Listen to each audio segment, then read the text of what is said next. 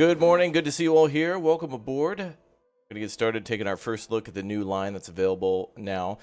Train Sim World 3 is the newest of the Train Sim World games. I think it actually came out this year even, and it's got lots and lots of DLC for all sorts of stuff. A bunch of stuff came out in October, apparently. I noticed that there was like a repair train, and there's like locomotive options all the time for this game. So even if you get a route or a line or whatever you'd like to call it, a new DLC that's a locational DLC. There's also later added more trains that might work in multiple locations, that kind of thing. So anyway, I'm going to go ahead and jump in here in just a moment or two. Thanks again for all the support. Good to see you all here as always. Thank you very much for tuning in, hanging out, and just being awesome. So welcome aboard, guys. Welcome, welcome. Yeah, we bring the sickest tunes, yeah. Yeah, I'll be listening to some cool music as we ride the rails here. I've only got the one DLC installed at the moment, so there's a lot more than just the Birmingham Cross-City line or DLC. So keep in mind this game has a ton of stuff. Welcome. And I uninstalled even the base stuff of the game. So that way, one of the cool things about this game is that it all kind of works in the back end on Steam as a DLC. So in other words, there's like modules. So if you downloaded the whole game with all the DLC, it's like almost 200 gigabytes worth of like stuff. But if you're not going to be using that stuff, you could just like go to Steam and go to properties and then uncheck it in the DLC, and then it won't download it at all. So it's almost like you're, I mean, if you're going to be on, like if you feel like playing a while for German trains, then you can just uncheck all like the American and British trains and locations, so that way you don't unnecessarily download stuff you don't need, and then you can just kind of turn it on later and restart the game, and boom, it's there. So it's a really nice way to like keep down the size of the game. I don't even think you could do that with Flight Sim, because Flight Sim, you got to have like the whole game. That's big times. Yo, Crispy Bacon with the 25 months as an ultimate. 2 years ago, I became a member during Train Sim World 2. How fitting that I get my blue eye during Train Sim World 3. Glory to Raptoria. Congratulations, dude. Fantastic. 25 months, man. 2 years of support and now a blue eye. Congrats, man. Thank you very much for the membership. All right, well, let's go ahead and climb aboard Birmingham Cross-City. All aboard for Brum. Climb into one of the most unique modern trains in Britain, delve into dense commuter operations, and explore West Midlands territory, including the famed Lickey Incline. Bustling duties await train SimWorld Birmingham Cross-City. Cool. We're going to learn some new trains, see some new locations. Should be a good time.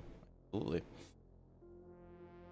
Yeah, good morning, Grandma Pancakes. Good to see you in the chat as well. Welcome back as always. Good to see everybody here. Looks like we have... Wait, there's new collectibles here. Looks like there's 25... We have to be on the lookout for this when we play. There seems to be 25 candy bars. 25 map location. There's a bunch of stuff to find. We're going to have to be on the lookout for that. Alright, let's do a scenario. Ooh. Help recovering a train that has been damaged during a storm. Drive a class 323 from Redditch on a cold winter's day. Chocolate train. That's why they have chocolate bars here.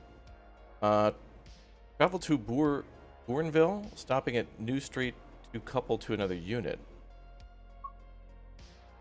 Ludicrous Display. Operate a 323 service during a busy football season while enjoying a warm summer's day. That sounds nice. Snow problem. No problem at all. Take control of a late service and prevent any other further delays whilst battling the elements. Interesting. I feel like we should learn how to... Is it just one? It looks like there's two types of trains? No. It's the class 323 WMR. Which I assume stands for West Midlands Rail? Maybe? Let's see here.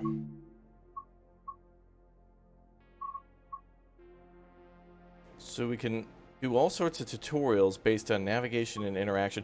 Oh, this is cool. All right. So no matter what DLC you get for the game, there's tutorials on how to play given the actual train that you're playing too. So you can learn the whole game from the train that you might be in the whole time. So there's the ability to navigate, screen elements, moving a train, and changing path. But let's just get introduced to the 323 and see how that works. Learn the basics of operating a 323 EMU. You played a lot of Train Sim World 2. What have they added in Train Sim World 3? Well, there's tons of new DLC, and a lot of the stuff, stuff from Train Sim World 2 is pushed to Train Sim World 3. So apparently there's better graphics and functionality. And there's also weather, dynamic weather. So you could be on your train and suddenly it could start snowing or start raining. Before in the other Train Sim World versions, it rained or snowed the whole time. But in this one, it's dynamic. So it can you can kind of schedule rainstorms or weather to happen. And there's a lot more DLCs and a lot more locations and stuff, plus all the old stuff. So it seems like what they should be doing is they should just make Train Sim World and then just like update the version of the base game, and then all the DLCs should work for the newer thing. But when you buy a new version of the game, I believe you get all the previous stuff that you bought before that'll be imported into the newer version of the game. But then also when you buy the new game, you also get new stuff that hasn't been there before. So you unlock like a new engine or like a better performing game, and then also some new DLCs that are only part of the new game, and then all your old stuff works too. So it kind of like all funnels into one pack, kind of. A little confusing, but well, let's go ahead and get started. Should be good times. That looks cool. That is a DBBR.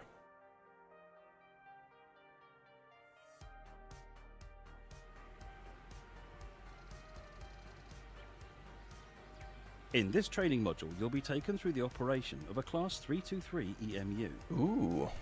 During this brief introduction, we will go through the critical driving and passenger operations. When you're ready, climb aboard to get started.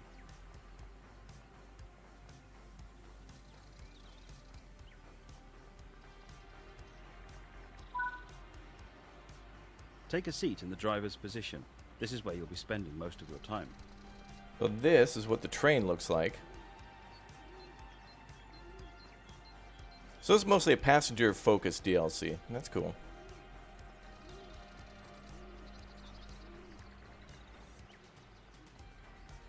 What is that? Train crossing a bridge? Cool.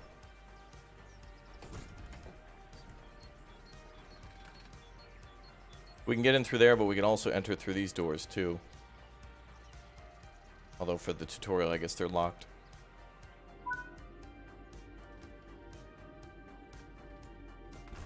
Cool. Set the cab door closed to pressed. Oh, we're supposed to do it that way? Like a latch there.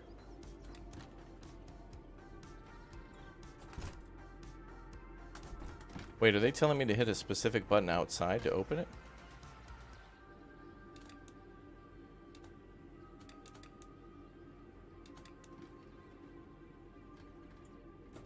That's cab door release, though. We don't want to release the door. It's already closed. Oh, there. Oh, there's two buttons in one. To unlock the control desk, insert the master key and set it to on. Cool. All right, master key set to on. Now let's get moving. Set the reverser to forward.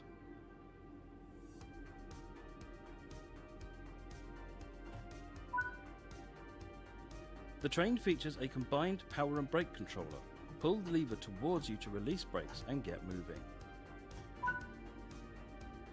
Travel around the circuit and make your way to the next stop where we will practice passenger operations. Sweet. DLC looks great, yeah. I appreciate seeing train lines of locations that maybe one day I'll visit in the future. I would love to see some more major city lines, but maybe more trams too in tram simulator games as well. But Train Sim is fantastic. It always looks so beautiful. Okay, so we're supposed to reach 31 miles per hour. Speed it up.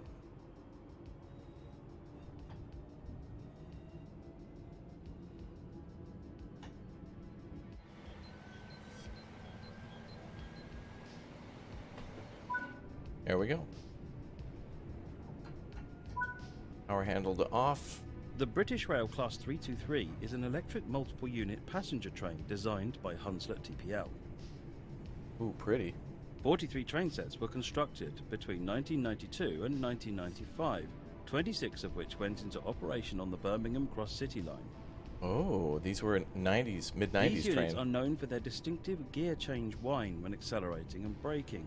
This is caused by a gate turn-off thyristor-based inverter. Oh yes, of course.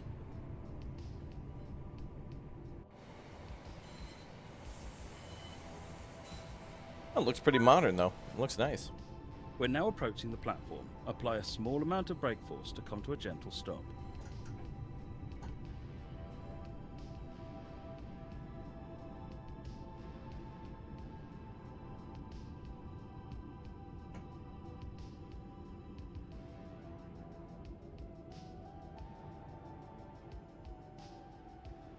I don't know why they want me to stop in the middle of the platform. We should go towards the end. In normal operation, Oh, I guess it's passenger really doors are long. controlled by the train guard. In this training tutorial, you will operate the doors. Set door key to on. Interesting. There's Now a open the passenger doors. whole key for doors?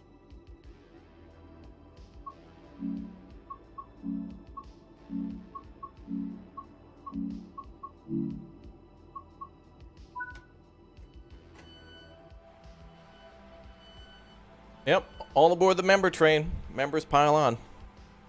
Green eyes, blue eyes, red eyes. Now close the doors.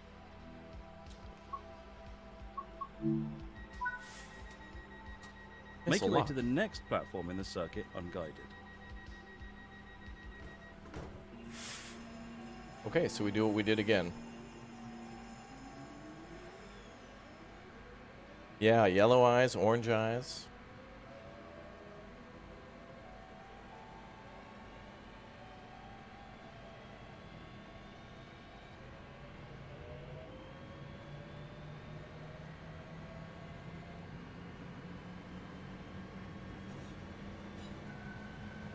Oh, that's the gear change noise they were talking about. It does sound like a gear change.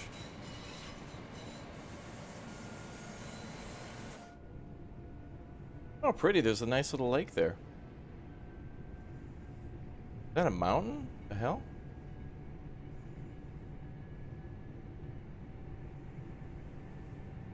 Birmingham have mountains like that? Unless we're at some training facility that's like somewhere else. Because sometimes in this game they have you, they have a training center that I think is in Germany that they have a set of, there's like a layout and you can drive all the trains on it. Like it doesn't matter where the train is from. It just magically works. This might be it. Does the train have a horn? I believe it does.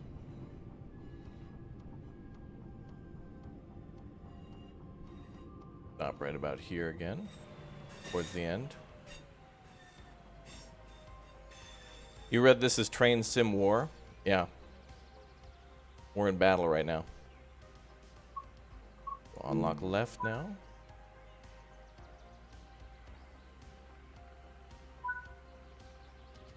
Good work. That concludes all the basics of operating this train. Oh, it's a pretty easy train. All right, not bad. We didn't even hit top speed. The stops were very short. All right, let's go to the main menu and pick a different one. A different mission. Scenarios. Red wine. I didn't even read that one before. Drive a 323 from Redditch on a cool winter's day. Oh, okay, that's going to take about 45 minutes. I think this one's 25 minutes, but will take us through most of the line. Let's take a look at the map, too. Let's get started. This, by the way, is the one that we're playing. This is an ad for the one that we're playing now.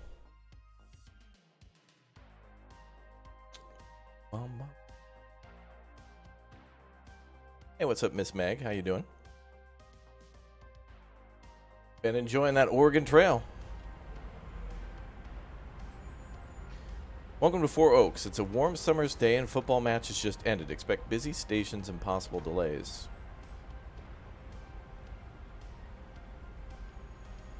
Sit in the driver's seat.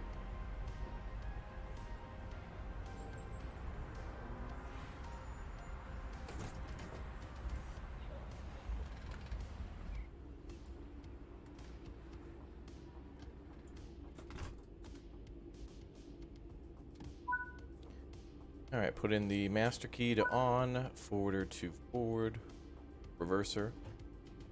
Oh, to neutral. Do we have to do a brake charge? Reset DRA.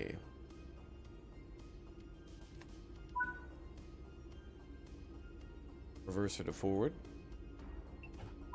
What is the DRA? Lock doors run right platform.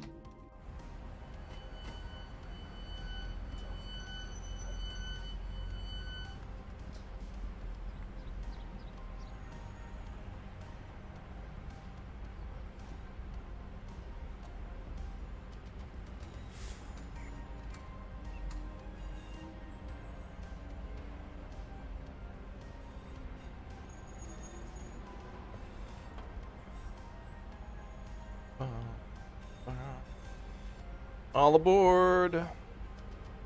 Wait until 16. Now we'll lock doors in 15 seconds. Bum, bum. Alright, and close doors.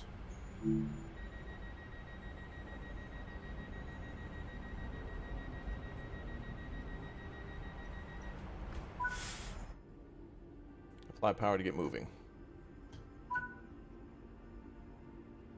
Stop at Sutton Coldfield Platform 2. Let's go. No bears unplayable. Maybe that was one of the football teams that were playing. Anyone know? Who do you think Birmingham was playing against?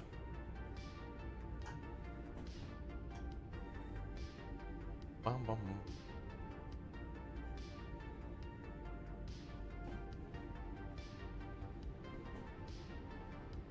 Man, this game is fun every time, man.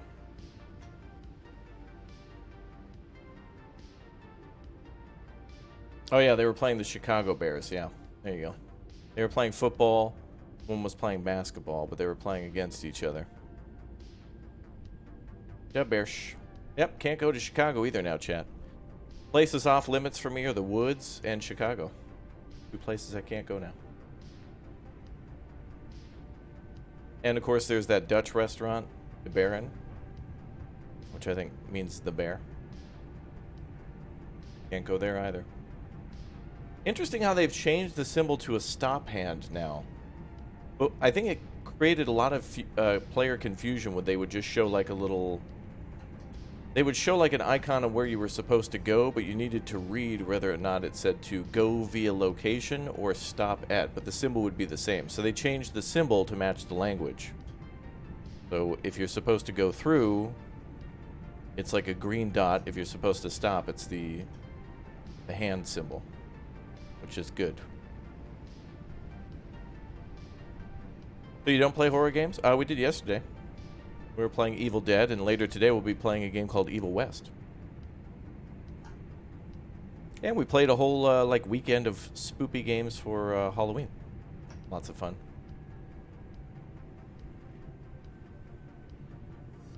I mostly like builders and simulators, but I'm not opposed to playing all sorts of games. I don't want to limit myself to just playing, you know, only AAA titles or only the big releases or only PlayStation or only Xbox. I want to try to play everything. Although I mostly play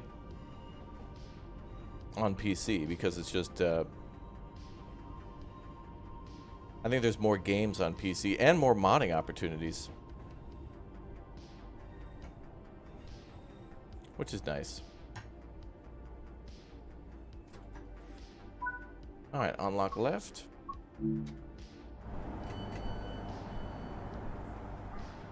All right, a little over. This train's not as good as stopping as some of the other ones. We're gonna have to brake a little earlier. Am I the conductor of the member train today? All aboard. Yep, I'll be streaming on Thanksgiving. I'm gonna be doing stuff midday for Thanksgiving, so it fits my schedule pretty perfectly. So most of our Thanksgiving dinner is kind of more of a late lunch, early dinner. How it works best for everybody in the family. All right, ready to go. Lock left.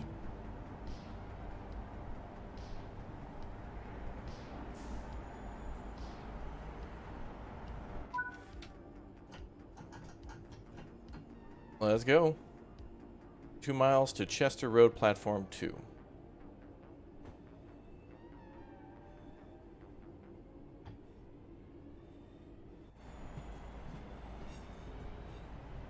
Goat Simulator? Yeah, that seems fun. This map is pretty, man. Look at the diverse trees, tunnels, and stuff. I really wish we could actually build a rail line in Farming Simulator. Recently, we were playing Farming Simulator's new Platinum Edition DLC, which is much more about cutting down trees, and you can actually load them onto trains and stuff, too.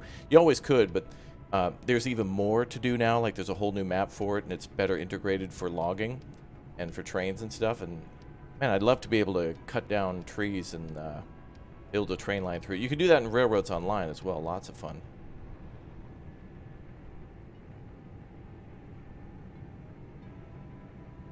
You needed to bore a bigger hole at work, and you referred to it as a Big O extendo? Yeah, bruh.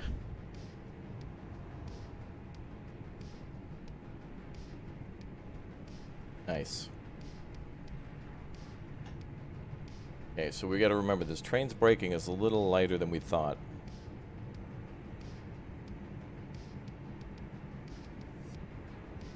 Raptor lingo? Yeah, Raptor lingo is basically Big O, Extendo, Amen Brother, Rip and Dip. Which, by the way, we have some new merch in the merch store. I had an artist work on redoing some of the stuff in the merch store. A lot of the crappy merch that I made is in there, but I finally hired somebody to do a little bit of management of the store, but mostly just so they could upload their own like stuff that they made to it. So we've now got merch on the store for those of you who've wanted new stuff in there for a while. And since it's winter season, there's some pretty sweet hoodies in there. I'm going to buy one myself. I've been waiting to buy my own hoodie. But now it's been recently updated, so now that it's cold again, now's the time. Cool stuff. Links in the description for the Big O Extendo merch store. I got to get rid of some of the old crap. There's some stuff in there that I made that was just mostly for a meme that I didn't expect anybody to buy, but it was funny to put in the store. But there are a few good ones in there. I just got to make sure there's nothing but good stuff in there. But, you know, if you'd like it, you can buy it too, if you'd like to.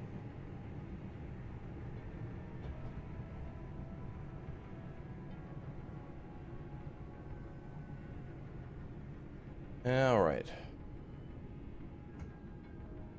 Seems like a lot of people who buy the merch too are like couples, like married couples, husbands and wives, brothers, dads and grads. Of course, if it were June, that'd be the lingo, grads and dads. All right, that was a little better stop, but not by much. Actually, I think it was slightly worse. Spider-Man Miles Morales is out on PC and it's great. Oh yeah, I saw that. I was wondering like why that was popping up on Steam, but it was because yeah, it's new to PC. Like it was only a PlayStation exclusive. Really should go play those Spider-Man games. I certainly would play Spider-Man and Miles Morales. Those I would play. I would have fun playing those. I thought Gotham Knights was cool. Just didn't have all the time in the world to play it. You can confirm your wife has a hoodie too, see? And I know I think Jessica B has gotten some for her kids, maybe. That's cool. It's pretty cool to sell merch. I just had to I have horrible merch in the store. It's horrible. It's bad. But not all of it. There's actually some good stuff in there. I got to just delete the stuff I made because it's like Fisher-Price my first attempt. What had happened long ago is Teespring, which is known as Spring now. Long ago, they were like, oh, dude, you're a YouTuber. Your YouTube channel's sweet. Here, we're going to help make... You come up with the ideas and we'll make merch for you. And it's like, oh, cool, because I'm not like really talented at all. It'd be cool to have a merch store, though. And they designed like something for me, and then after a while I was like, hey, you guys said you were going to design like all this stuff for me. Can you do that? They're like, no, Smiley, you do it. It's like, you're the one who wanted me to have a store, and you're the ones who have the resources to do that. Like, all I can do is come up with the memes and promote it to everybody who watches, and they can get it if they want, but you have to design it. And they're like, no, products will sell themselves, Smiley. It's like, yeah, but can you make me like a Rip and Dip shirt? And they're like, no.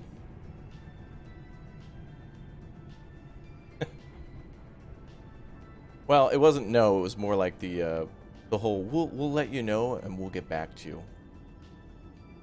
Which, you know, tumbleweed.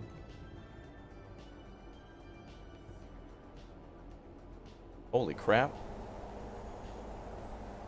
Alright, that was a slightly better stop. That actually was not bad. Not bad. Can be better, though. Can be better. That was an improvement.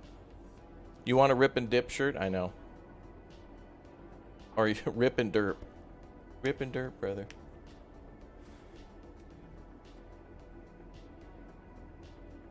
You should make Tucker hats, yeah. The problem is now I gotta dig deep and get all the old stuff out of the store. All the old meh stuff. It's gotta go. All the stuff I made, essentially.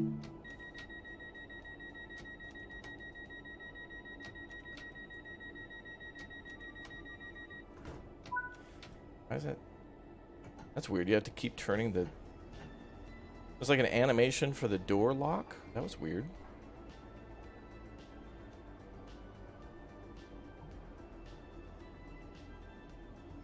Oh yeah, also I think merch is also on sale. For those of you who've been wanting to get something, you can just use code Raptoria at checkout in the merch store, and there should be a sale on all the new stuff. Enjoy.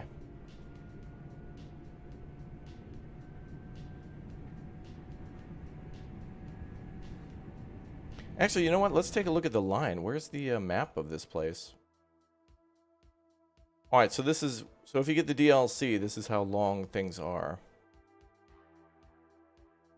So we've started here, and we're working our way north to here.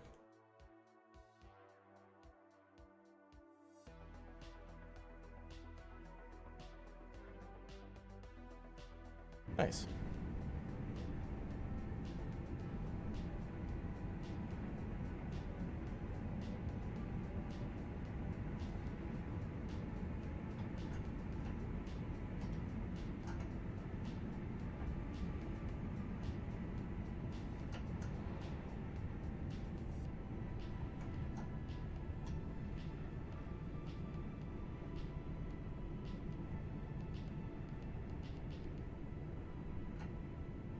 So we're supposed to stop at, this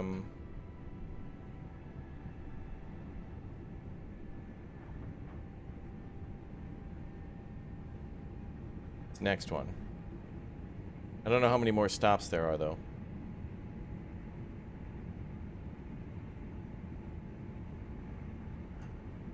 But since the braking on this is a little questionable, yeah, I didn't want to... I think we might actually go over.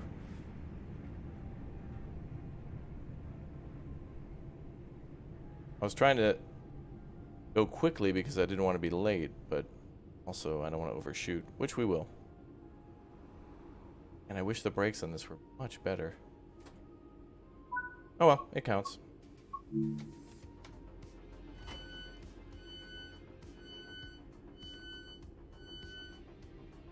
was weird. It's like there was a... When we closed the door, it's like there's an animation for every time they push the button. Kind of weird.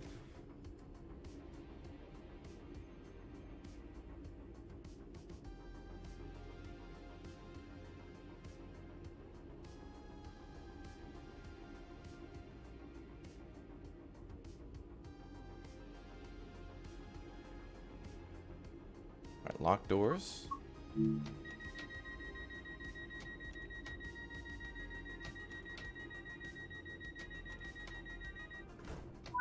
That must be a thing where they have to continuously turn the thing. Oh, a disrupted train is moving again, but running far behind schedule. Continue as normal, wait for further instructions. Oh. We better go slow then. Or at least be cautious of another train.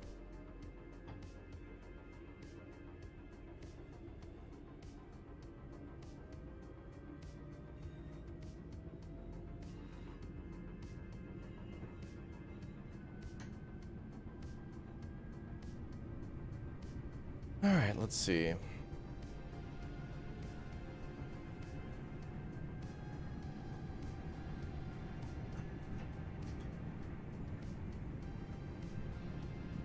We'll just coast. Map is beautiful. I really wish I could design more maps for games and have better ways to interact with them. I like how it works in Farming Sim, for example, where you can go into a tab and just smooth the land as you explore the world. It'd be nice to do that in SnowRunner as well, to like interact and make your own maps. It'd be kind of cool. So we got to slow down to 40.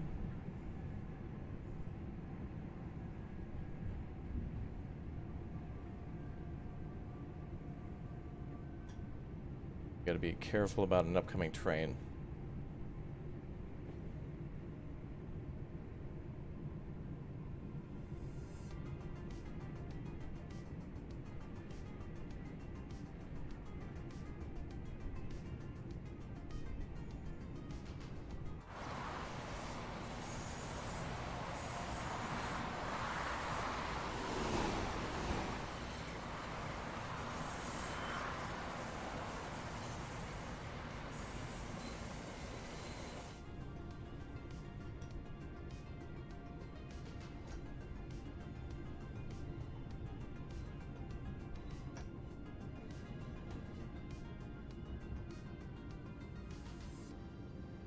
Reminder, this is a bear-free environment. True.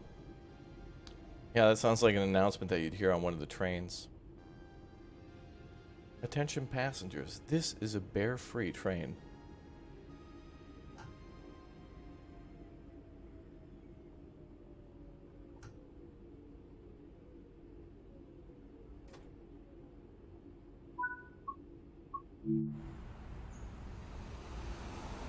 Getting better.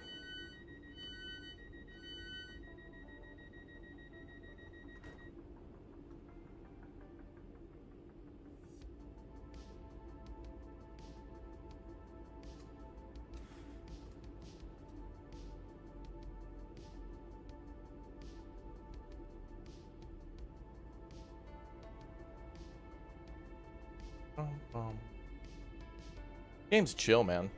Even when you know what you're doing. Or when you don't know what you're doing. Super chill. What's up, Kapil? How you doing? Alright, closing the doors.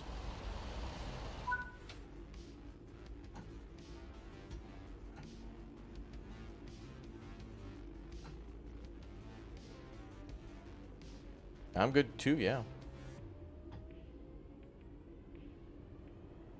Look at that smudge on the windshield. You know, I wonder, there is a train wash in this game. I don't know if every line has it, but it would be kind of cool if, like, more and more grime appeared on trains unless you wash them or something like that. That'd be kind of cool. And also to be able to turn that off if you didn't like it. But obviously, like a dead bug on the windshield's pretty realistic. Am I going to hop into Star Citizen on the big expo? Yeah, you know, honestly, I want to love Star Citizen, but I don't know. I mean, I gave it a pretty big chance to, like, improve, and things got worse over time. Or at least when I played it, it was like updates, more updates and more features were just breaking stuff that should be working. Elevators, inventory. It was just hindering my experience. So I may come back maybe in a year.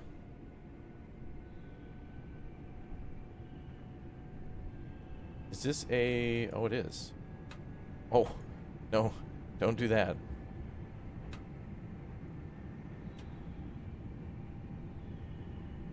Sometimes it's like a darker tint screen that, like, deflects the... Yeah, we're going in IFR. Instrument flight range.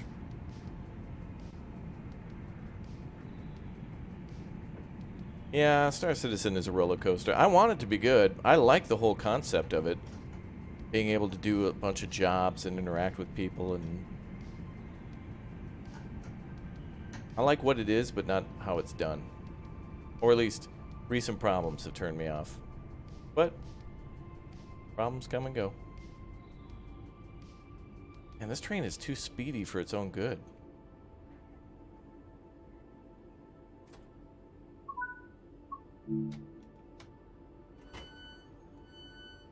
Really detailed cab, though. This really reminds me of the New York trains. The Long Island Railroad and the there was the oh, they added another line too from, I forget what was it?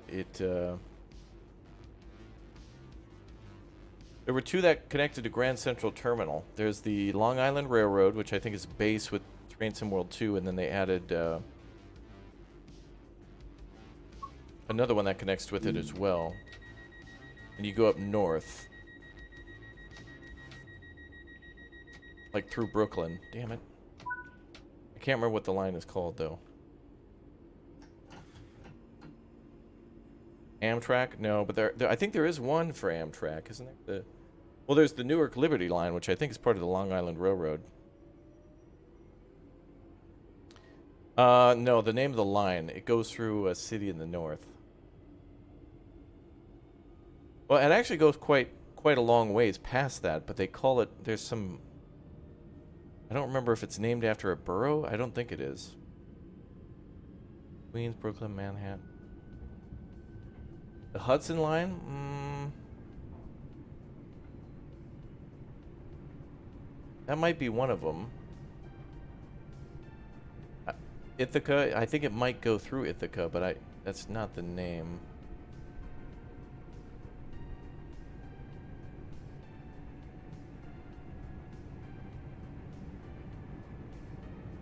It is in those areas. I think you all know what I'm talking about, but we just can't remember the name. I think they named it something different for the DLC because they made it bigger than just the line. Because they wanted... The line itself is a little small, so they added more stuff to it to kind of make it more bang for your buck. The Harlem line, that's it, yes. The Harlem line, that's the one. And I think the Hudson was part of the Long Island Railroad hack that they had or whatever. Wait, no. I think the Hudson line's part of the base game. Then you can also get the Long Island Railroad, and then I think you can get the Harlem line too. I think there's like 3 for New York that all connect to Grand Central Terminal.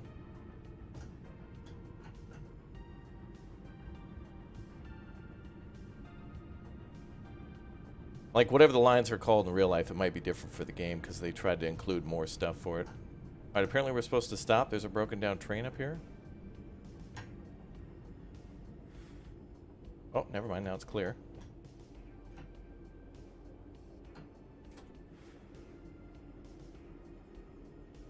Alright.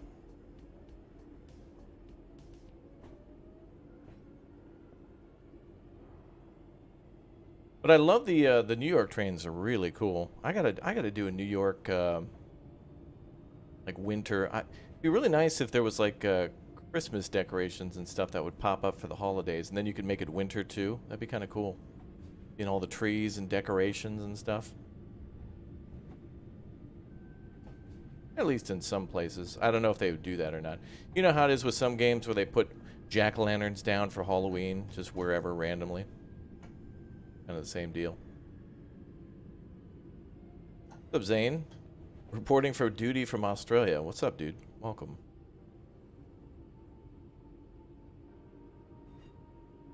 We're just gonna coast in here. So we were supposed to come to a stop before this station because there was a train that was behind or had broken down, and now we're supposed to be late now. Ooh, this station looks cool.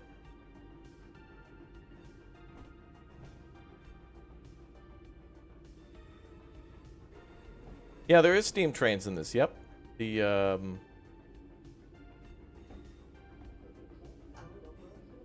Liverpool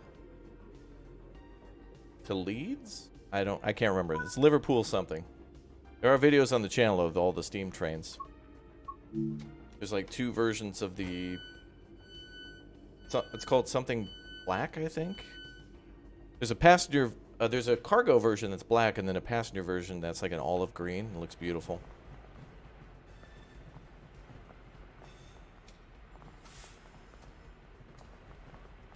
Collision with all the people. Camera's going weird because people are walking through. You want the big boy to be a future DLC? Damn, could you imagine that? Doesn't that go through like Colorado and the Rockies and stuff? I know we... Or no, I saw like a YouTube video on the restoration of that, and then they did like an inaugural... I think they restored 2 of them and had them like stop at opposite ends. Oh, that was the line. Not bad. Over the speed limit, a couple places, but not too bad. Nice. And but we got a gold star for it, so not bad for a first run. Yeah, they have London Underground for this. I think it's with the base game. If you get Train Sim World 3... they're coming out so fast, I can't remember if it's in 2 or 3 now, where you get the London Underground. I think it's 3. Although if you buy 3, I think you get it too. A lot of the stuff from the previous version carries over. Not bad. Oh, that was cool to see a portion of the line. Let's do another one. Let's do...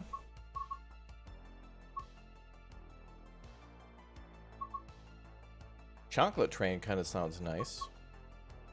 Oh, cool. We're going to couple to another unit. I've never seen that before. Or wait. I believe there is one... I think it's one of the Mediterranean DLCs where it goes from France to Italy. And I think you might couple 2 high-speed trains together. I can't remember, though. Let's do this one, too.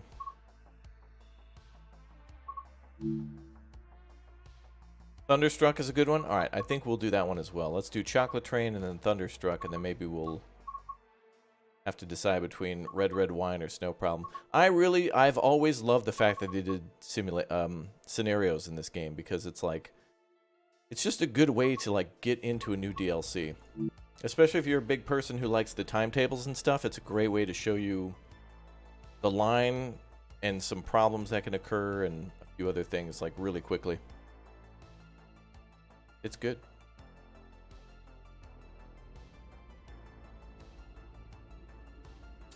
Alright, we're starting today at 4 Oaks, and we'll be making our way to pick up a second unit waiting at New Street.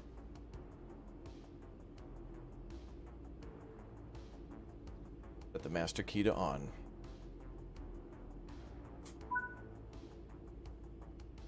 Train into forward. Unlock doors.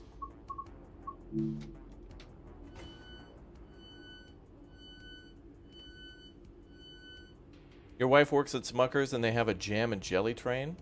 I was in Japan in 2018. They had a Hello Kitty Shinkansen that had the like Hello Kitty store on it. It was pretty cool. I have a live stream on the channel of it if you want to see the Japanese high-speed trains. Pretty cool. Alright, so we gotta wait about 1 minute for the passengers to load.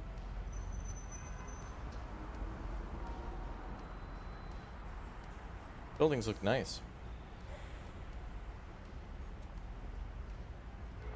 Is it a parking garage? Looks like it.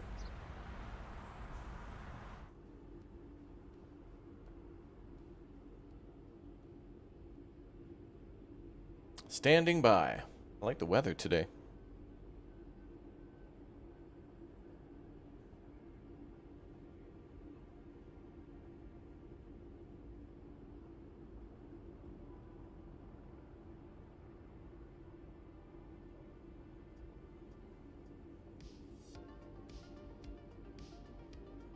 All right, lock doors.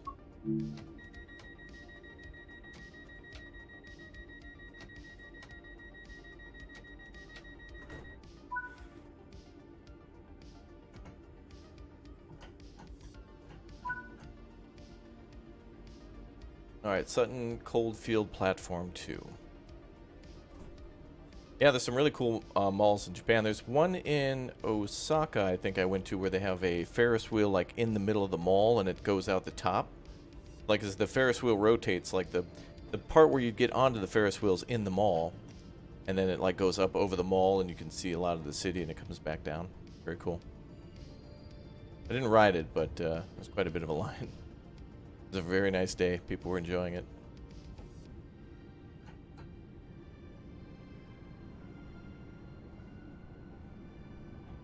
Yeah, I hope they add Japanese trains too. I believe a lot of that might be due to licensing or negotiations.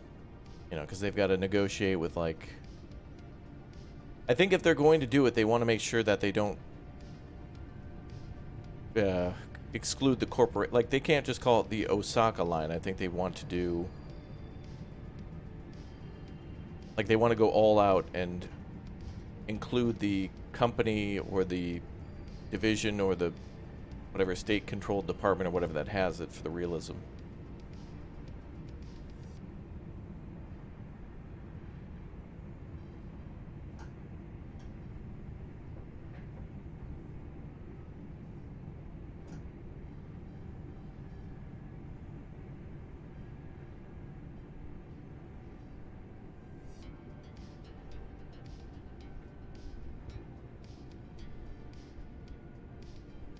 For the immersion, yeah. Well, and you know what? Maybe the not only the line could be copyrighted somehow, but also the manufacturer of the train. That's copyright. That's like putting in a Ford Mustang into your racing game and not calling it a Ford Mustang. Of course, you can make it a little. They could probably do things in a way where they could get away with a lot of it, like how GTA makes sometimes fake weapons and guns and cars and things that are similar, but. I think people, for a game that calls itself a simulator, expect to simulate as much as you can the realism of that line. And it's like a racing sim where you're driving a Mustang, but they call it a board...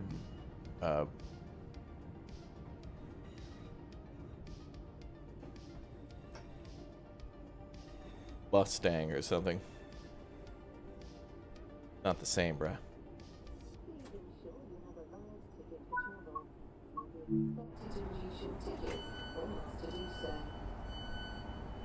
Voice acting.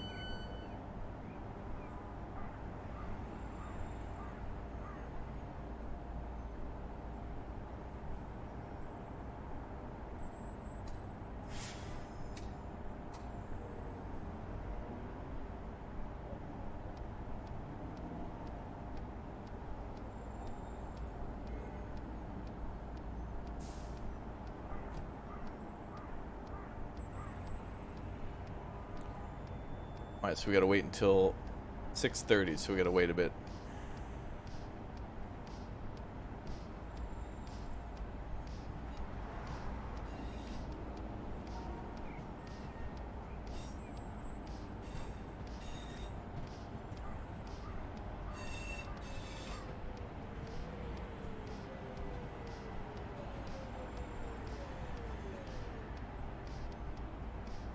What's up, Ramirez? How you doing, dude?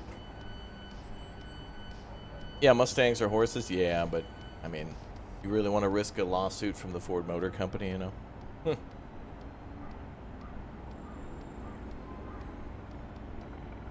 But it's fine. In a game like GTA, I wouldn't care one way or the other if they got an actual gun or plane or whatever, but in a simulator you do. Like if you're playing Microsoft Flight Sim and you're flying a Cessna, you want it to be a Cessna. Like a real one. You're doing good, Ramirez? Awesome, man. Me too. Thanks for asking, man. Chat's nice. Thanks, chat. No get wrecked emoji? We got a got him emoji. We used to have a wrecked emoji too, that Uthris design, but all things go through rotation. Every time we get new members, though, we do, as the membership number goes up, YouTube unlocks new emote slots. So I have tons of emotes for the channel. We just need to like keep unlocking more and more. Otherwise, we just have to kind of like change out some of them, and that's fine too. But those member bombs have been awesome, so thank you to all you guys dropping those member bombs. Looks like each stop of this line is like a mile. It's like no more than like a mile and a half between two stops. That's nice.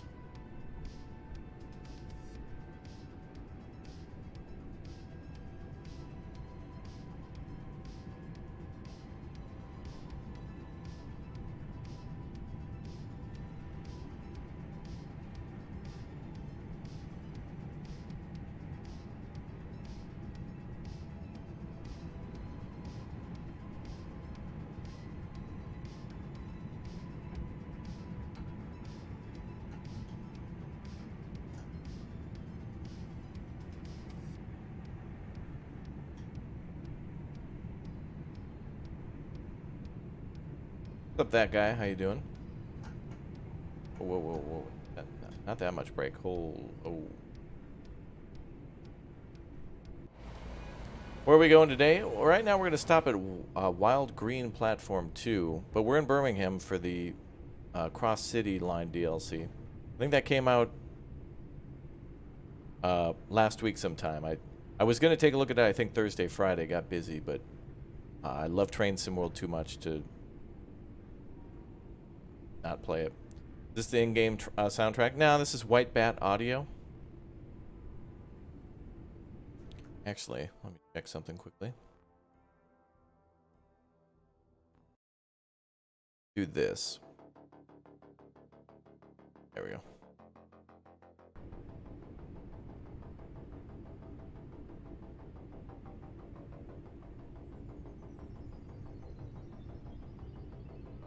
Can we stop at Wendy's? Yeah, the Wendy's street stop.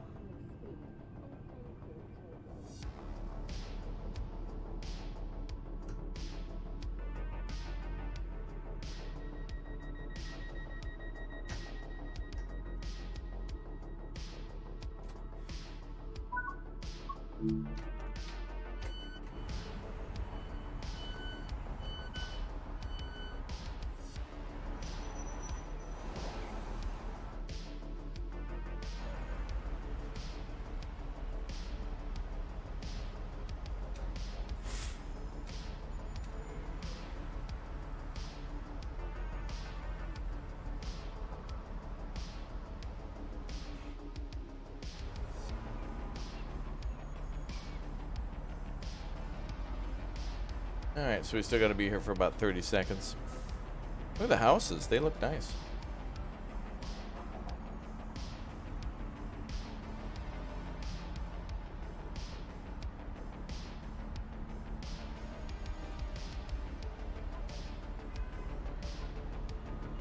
You think you saw Bed Bath & Beyond?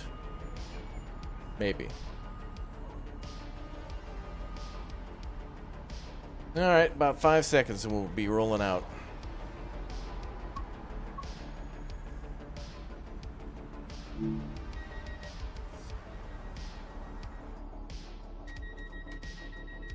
Check out the Grand Canyon Railway one of these days. They run old steam trains from April to September. Oh, damn.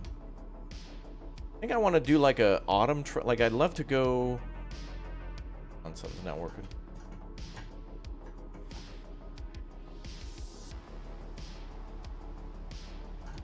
It's not letting me go.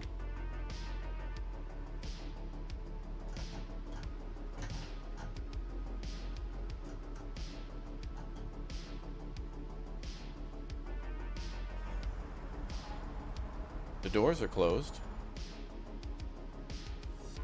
Uh-oh.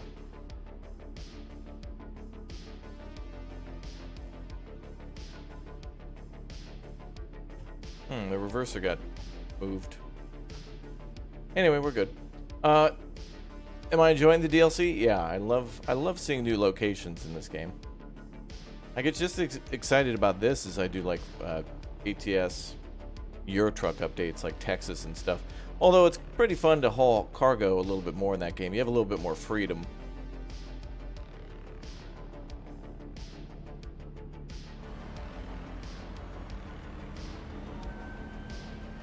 You know, to pick your truck and your destinations and your cargo and trailer and employees that you can hire.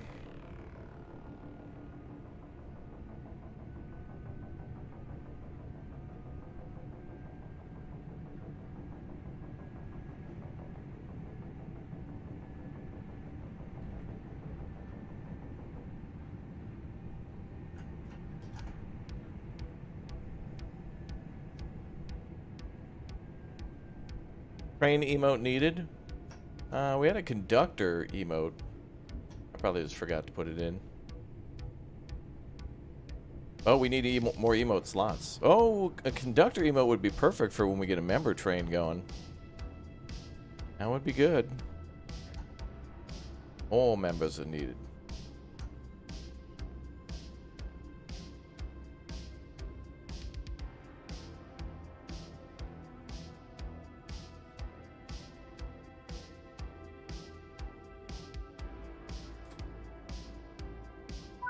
Wow, what a stop. That was great. That's probably our best one yet. Yep.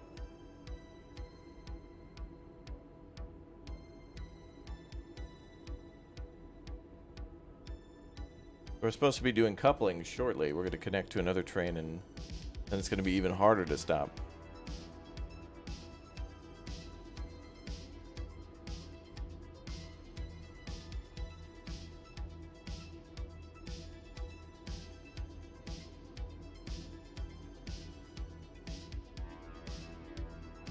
Lock doors. Go.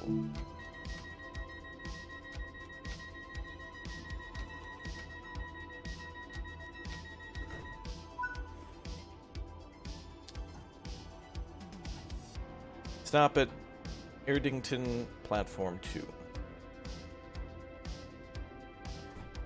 Just remember, Raptor, every time you stop, you also have to collaborate and listen. Yes. Yes, you do.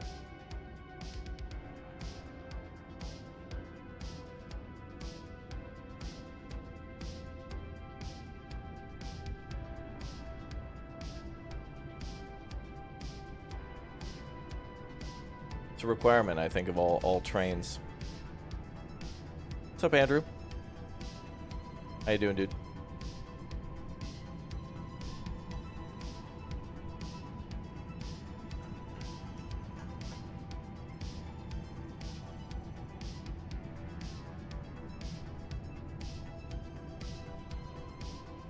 You're gonna start on an early start game for workers and resources. 1889.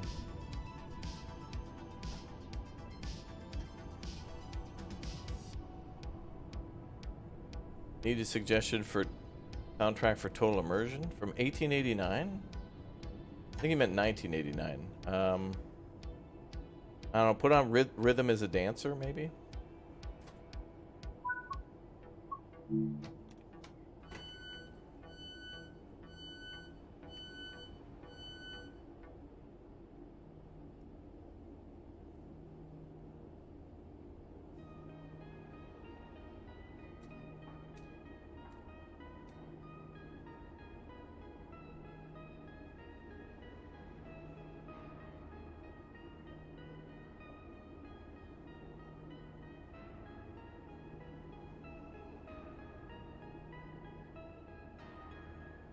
Wait to 1630. And workers and resources. That man, that game needs more credit for being super like detailed, like super crazy amount of like stuff you can do. Like that game is a city builder where you can like worry, like it's you know. Man, I just think that's amazingly cool how you can actually make the stuff yourself. Like you can refine fuel, and that fuel can then be put into your vehicles to then better mine out coal or something like that. And then that coal can be used at your power plant. Like it's really cool that it actually is like resources or item based. It's kind of like Anno 1800 in that sense, whereas like City Skylines, it's mostly just tax dollars. And I appreciate the fact that you have to make like cement and concrete and steel and rebar and prefabbed walls and stuff like that. I think that should be a bigger part of any city builder. Like, say whatever you want about any economic or government style, those things still have to be manufactured in order to build homes and buildings and railroads and stations and warehouses. So it's like, you can't wait for the cosmonaut mode with the garbage update. So I noticed that Tropico actually is getting a new DLC soon. It is for the space race, so it's going to be a much more in-depth. Like you can already build a space center or whatever in Tropico, but they're going to make it so that way you have to build the rocket and do all those things. But I hope, does Workers and Resources have something like that? Like I would love to actually have a ability to make my own space center or whatever. But I would also love to do it in City Skylines, too. I think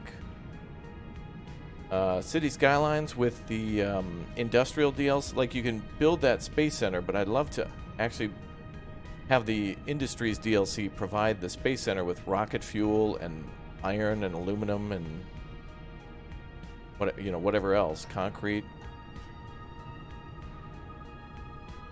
Oh, there's just oh, good. Well, when workers and resources inevitably get space travel, that's going to be crazy.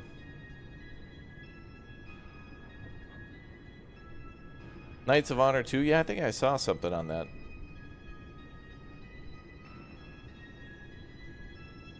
Cosmonaut mode makes it to where you can't buy buildings. It has to come from the border of your suppliers. Oh, so you get the stuff to build the building, but not the actual construction. That's called Cosmonaut mode? That seems weird.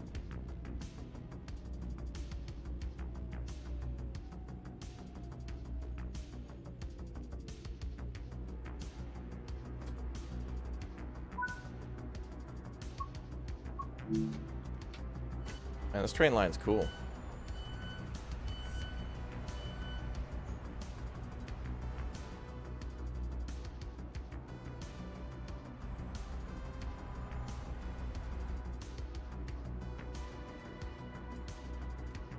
I don't know. Yeah, Tropico announced that they were doing it, but I didn't see if there was a trailer or something. Sometimes they like drop a hint that they're doing it with a picture, and then later comes the trailer, and then later's the release date.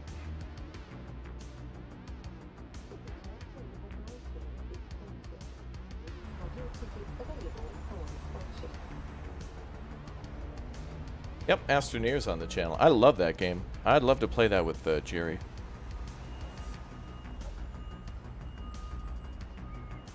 Jerry's really good with like shooters and like questing games, but I'm not sure how he is with like well, he likes Anno, so he must like Production Chains. I think that'd be his type of game.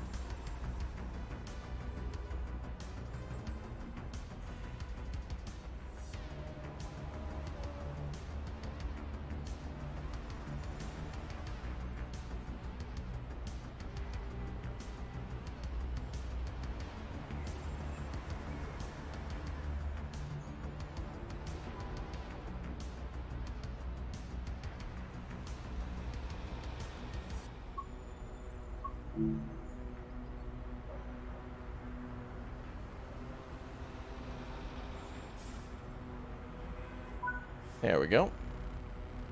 When are we supposed to couple to a new train? I want to make our train longer, more powerful than before.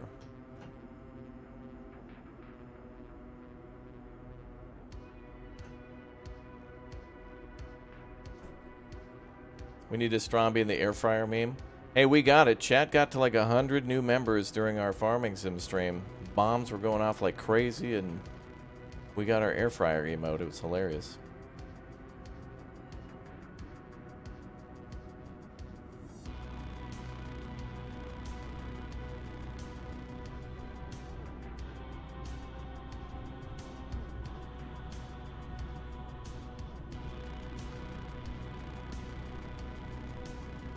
We're way ahead of schedule.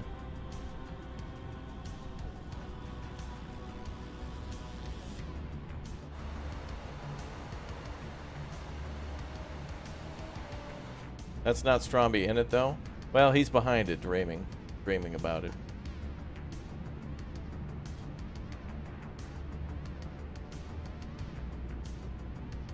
You know, it was about this time last year that Farming Simulator 22 came out, and we were picking on him about it. Funny. Oh.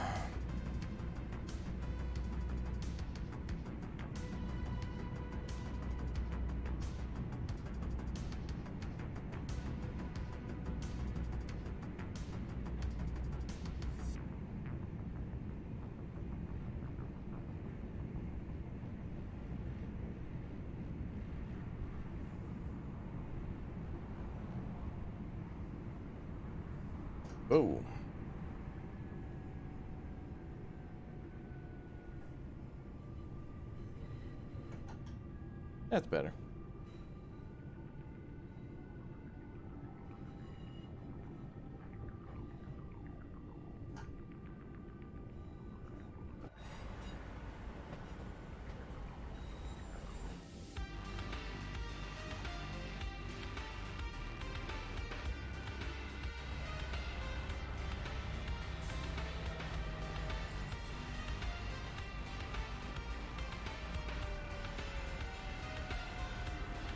Dude, what is that over there?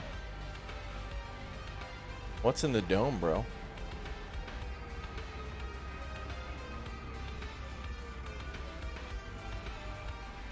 Nice, like a glove.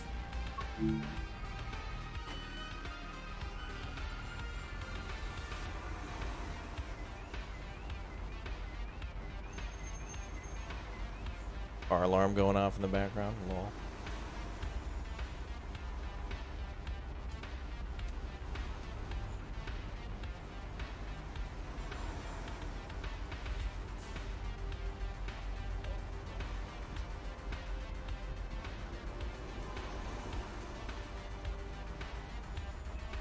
Bum, bum, bum, bum.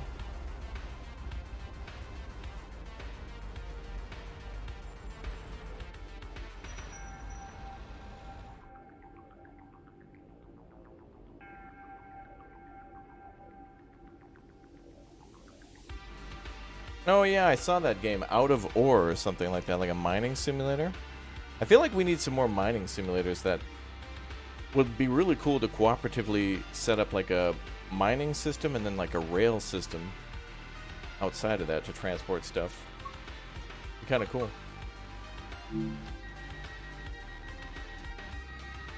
The Great Gravel Dome. Yeah, I thought there'd be gravel in there too. At first I thought salt, but because that's what we have in Minnesota, and I'm sure a lot of places in the Midwest for storing that for the roads.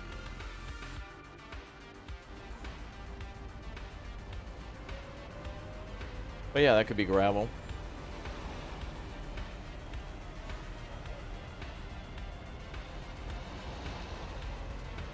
Looks like a junkyard back there.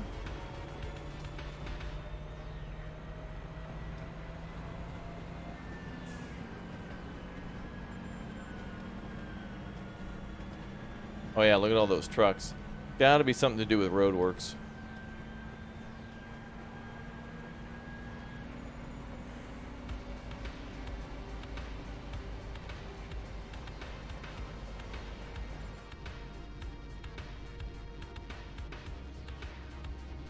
But it could be salt on the rare occasion they get snow in Birmingham. That's definitely not the type of truck you would spread that with, but who knows?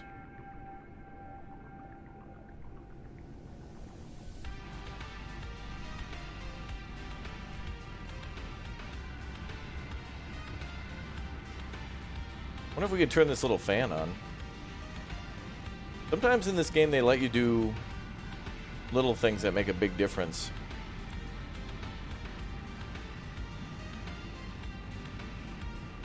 Like, you know, being able to turn on the heat and it just says on, and it's like, wow. I just think it's cool that you can flip a switch that does nothing. Or at least it would do something in real life.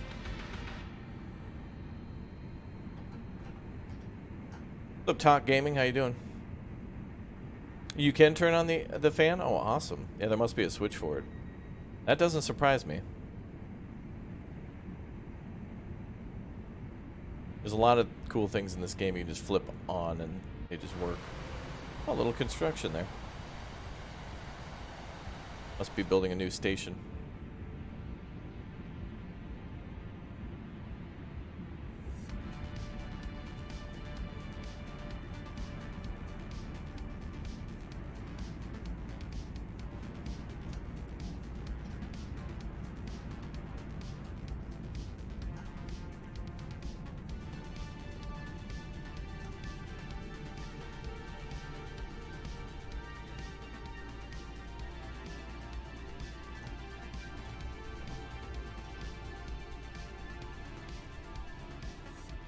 Ooh.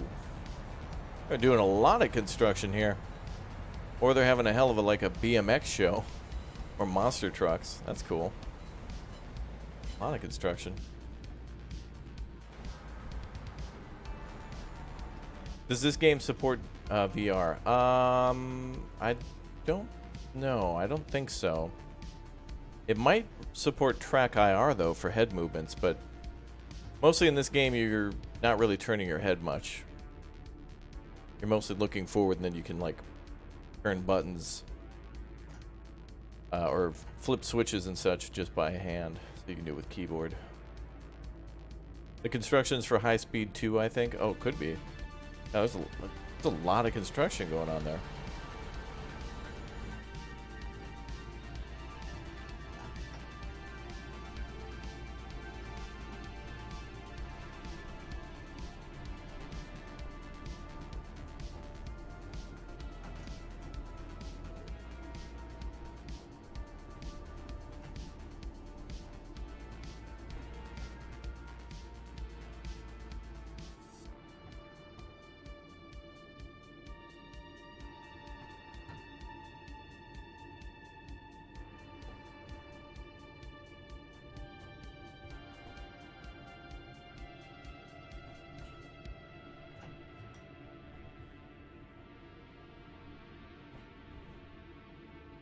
What's up, Sarah? How you doing?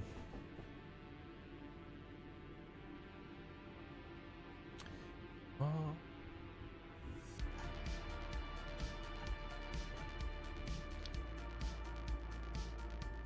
right, 200 meters. I want to get some other countries in this game too, like Austria. I think there might already be a train in Austria that goes through it. I think there's one for Switzerland as well. I think we played that one. I'd love to see more Swiss trains and routes, more Austrian trains and routes. Hungary, Romania, Poland, Czech Republic, Italy. I don't know why we don't have more for Italy. There are a few routes that like go from one country to another, and that's pretty much it. But more, I want more.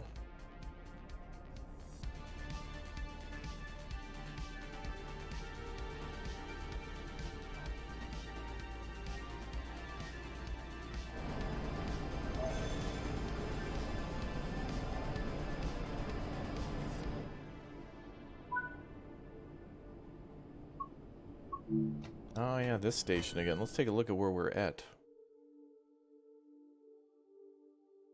So, what is this, Birmingham? Oh, New Street.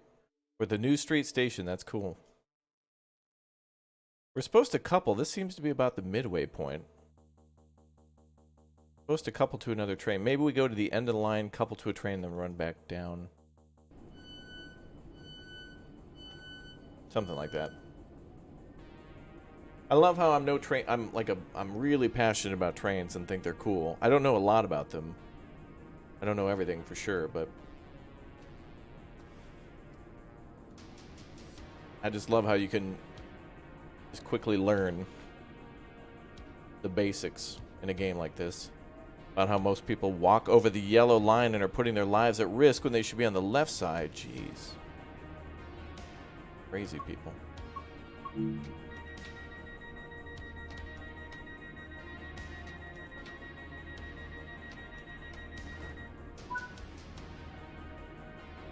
Oh, there we go. Now we're at New Street to couple with the unit and change cabs. That's what I'm talking about.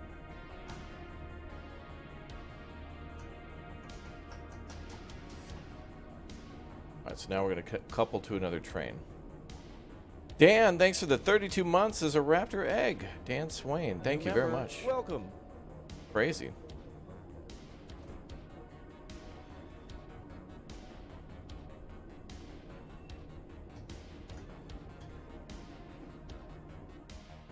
Oh, come on, man. I was excited to couple. I think we just load the autosave. Come on, man. Don't tell me to couple to train and then punish me. Come on. Way to load the autosave.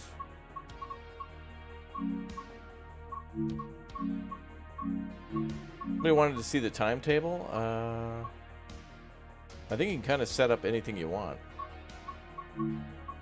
And also you can set up the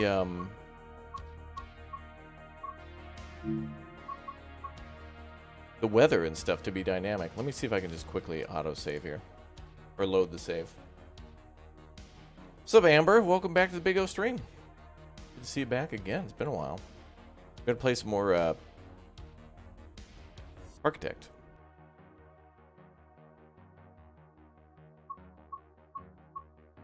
What? They used to have a Oh, they used to have an autosave. What happened, man? That's annoying.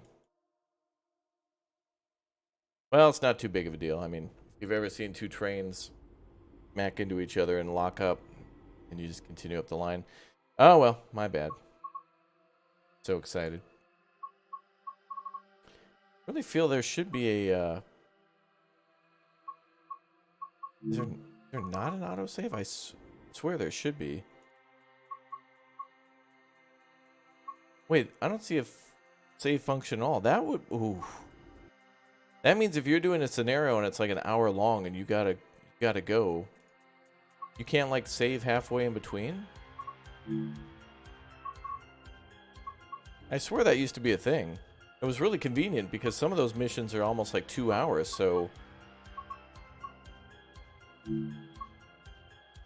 You enable save game and settings on general. It's buggy, apparently. Oh, wait. It's a setting you have to turn on?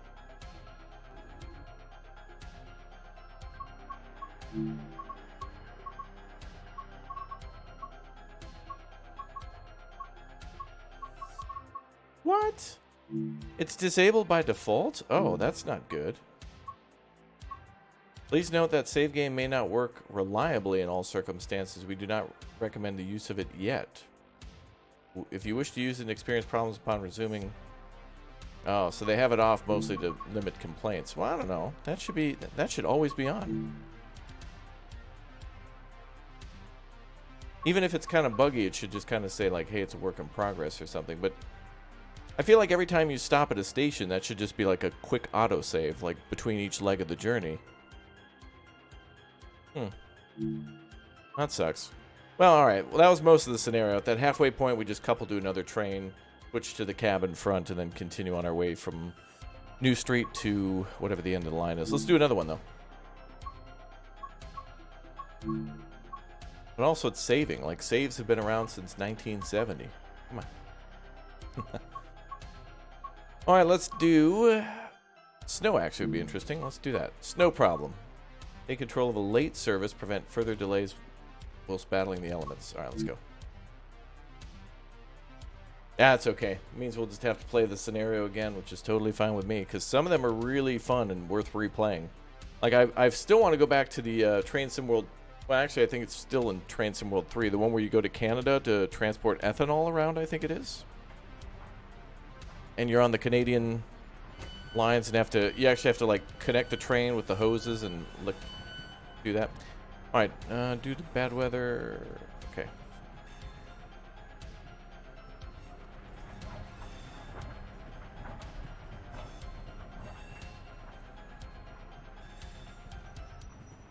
Oh, this was established in 93. Talk to the platform dispatcher to receive further information about the journey.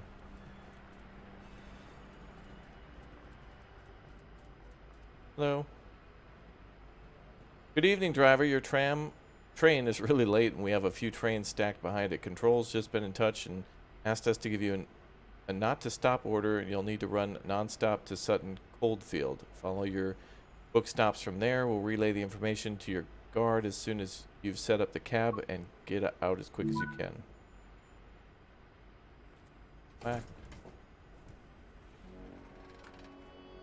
The full route is Boomsgrove to Litchfield. Oh, this. Yes. Oh. Wind wipers are on. Nice. Cool. Now we get to see some snow. This will be neat.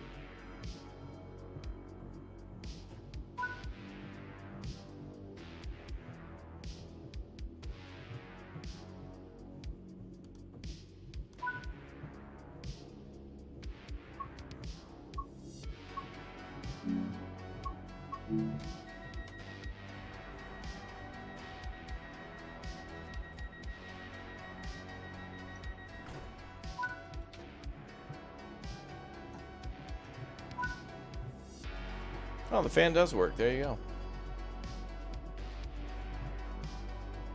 Probably move some of that heat around as well. I'm assuming the heater's on.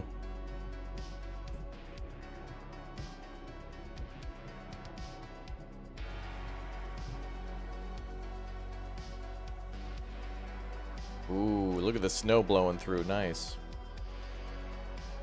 Oh, that looks cool. Some of it's blowing into the station. Nice.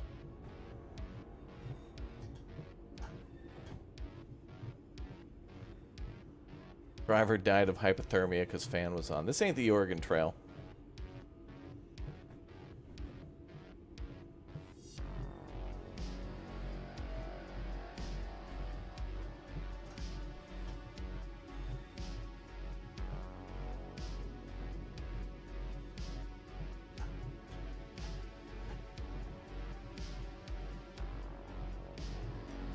This is going to be real dark, but this is super immersive to what it's like driving a train at, like, yeah, 5 o'clock on like a snowy day. Well, evening.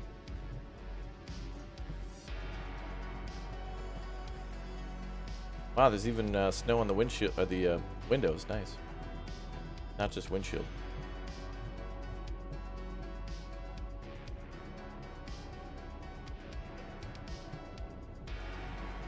Yeah, I'd love to see Scandinavian trains too. Norway, Sweden, Denmark.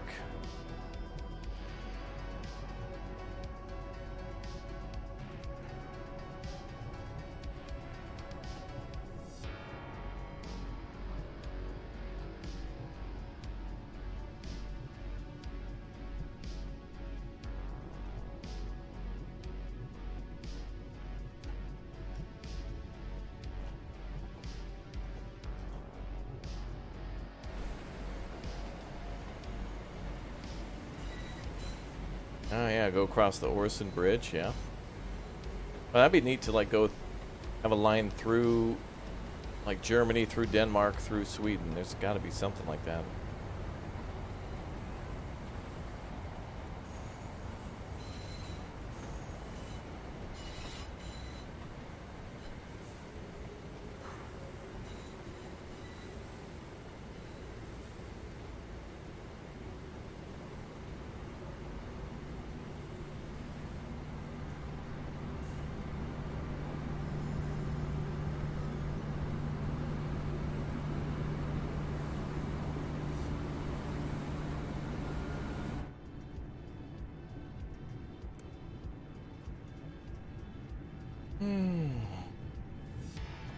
Well, now we can see a little bit. Hey, what's up, Nicholas? How you doing?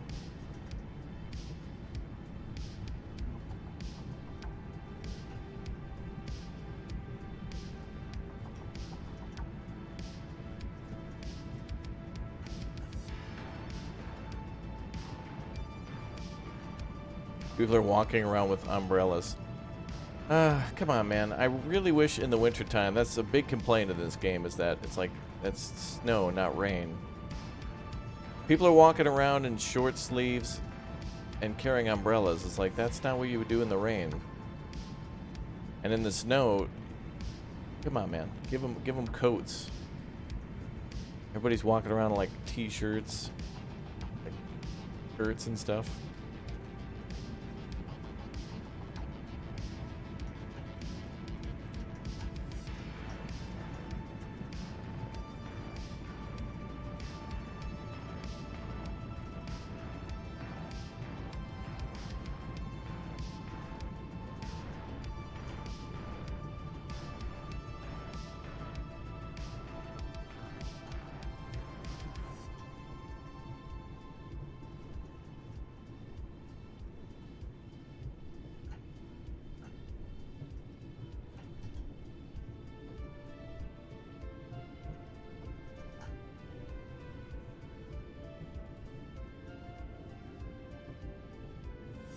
Gotta slow down to 20 here.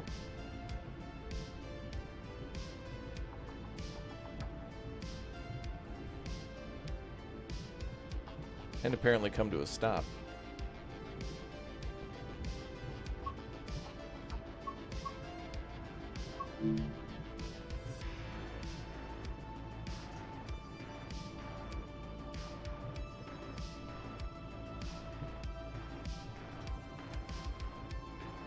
Okay, now we got the green. Now we can go. You're from the north, there's always that Chad who wears cargo shorts all year. True. Yeah, there's people who wear like the cargo shorts and then the hoodie, and it's like, you know, mid like January. But apparently that rule applies to all. Oh.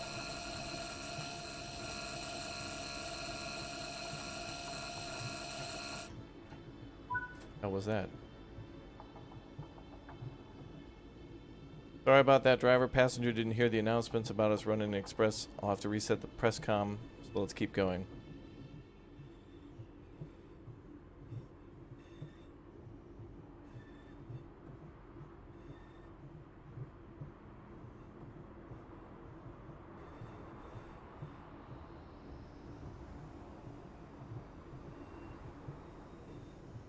That's interesting.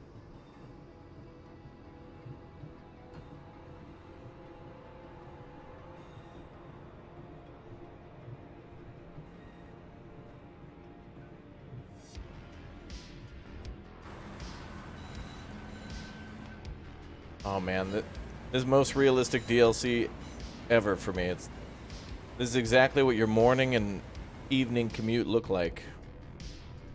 If you're from the northern hemisphere, it's like this is 8 a.m. and this is 4:30 p.m. Like it looks like this, like in between those times, from like 5 p.m. to like 8 a.m. This is what it looks like. Sun comes out for a bit in the noon hours, and that's it.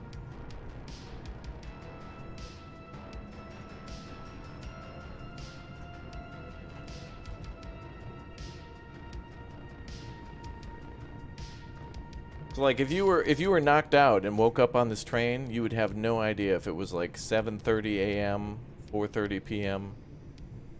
No way to tell.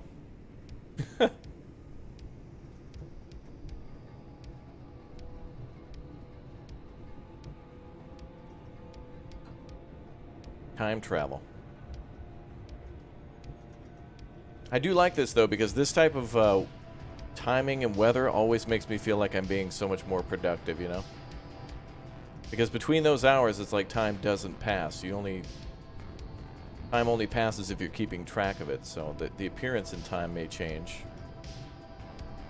during the day, but after that, you're clear to go.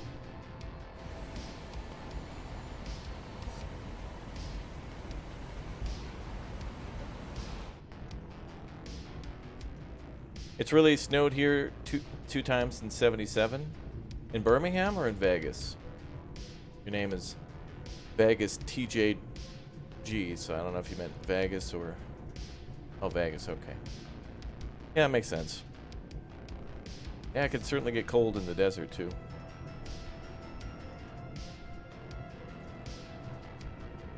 What's up, Dark Mayu? How you doing?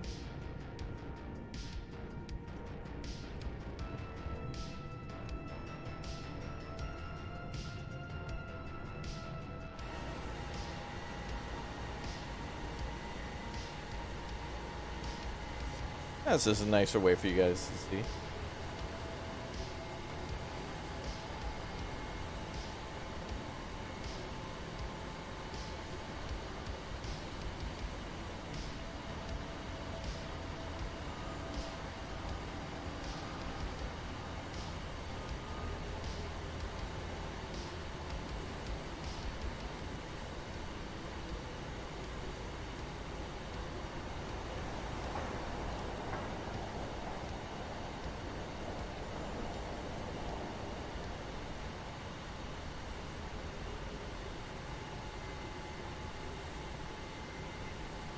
Yeah, this game is pretty chill, yeah.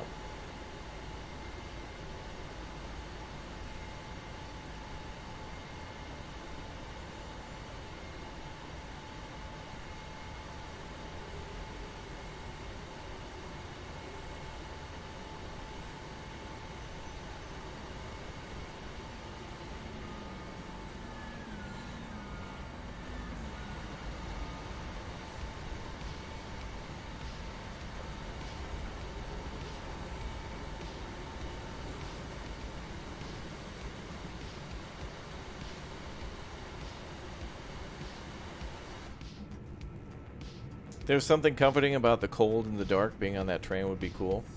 Yeah, it's a really good sleeping weather. Like even if you let the temperature drop a little bit inside, just maybe like 5 to 8 degrees, and just throw a hoodie on and get some blankets and stuff. It's very nice. Chillin' productivity.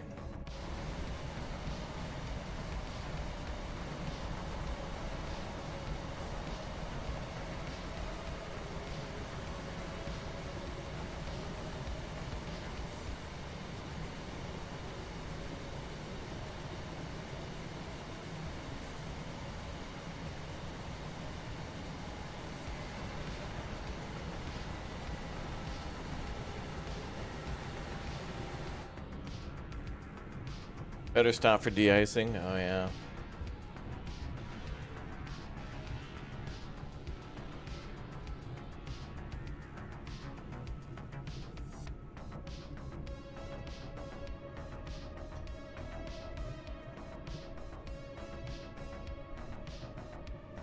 And now the brakes seem too effective. I wonder, in this game chat, does temperature affect braking at all and acceleration? Like, I wonder if, like, rain and snow actually affect it. And maybe it does, but also the weather, which, is kind of implied with that. Can you view the rest of the train? Yeah, you can actually walk through the whole train if you want to. You don't just have to sit in the cab. Another thing this game lets you do is if you just want to, like, be a passenger on the train, you can, too. Like, you can... This game gives you options to do a lot of stuff. Like, you could just do a ride mode where you can just, like, take pictures of the train and, like, get in and out and get on and off at different stations. So if you just want to, if you actually ride this line in real life and want to make sure it's, like, super realistic, you can, like, be in the passenger areas and sit in the chairs and take pictures out the window, and pretty cool. Temperature doesn't, but rain and ice does. Really? This train seems to be more responsive now in the cold. Derailment simulator? Yeah. I've derailed a few trains before. I actually didn't realize that it was going to be so simulated. It actually does show the train, like, lifting up and kind of crashing a bit, but I don't like doing that. Man, they did a good job with the wind blowing, though, with the snow. This is one thing I wish American Truck Simulator and Euro Truck would do, is the weather, the dynamic weather like that. I guess they do it for rain and whatnot, but seasons I want to see.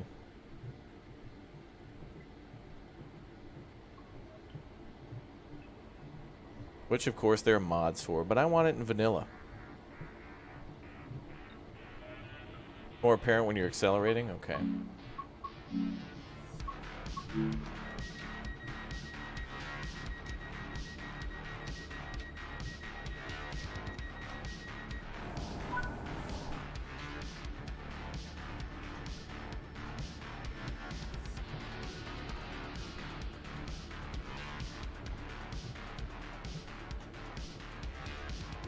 Yeah, we're getting a little slippage.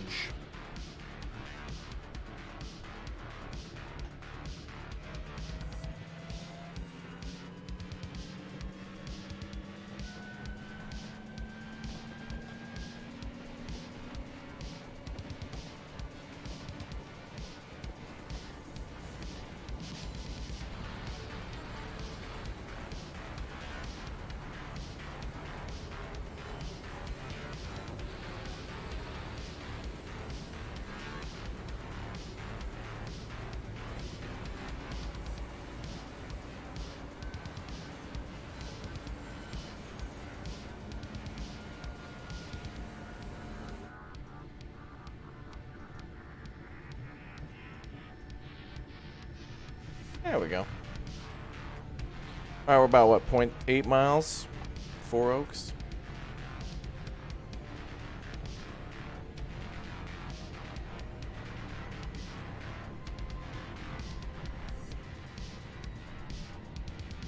Yeah, Derail Valley is great. Is that the one that's also VR? Can't you play that one in VR? I think you can even get off the train in that one and walk around and couple things together manually.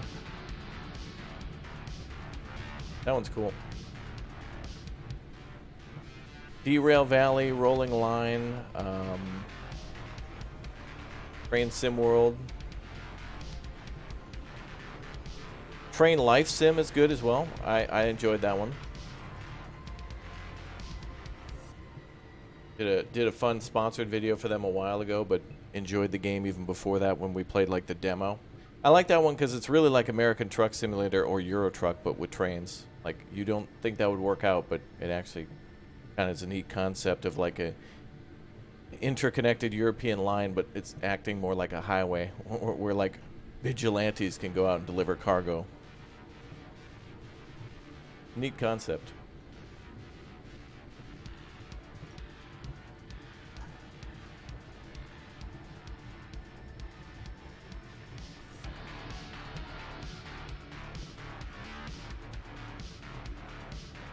What's up, Lance? How you doing, bro?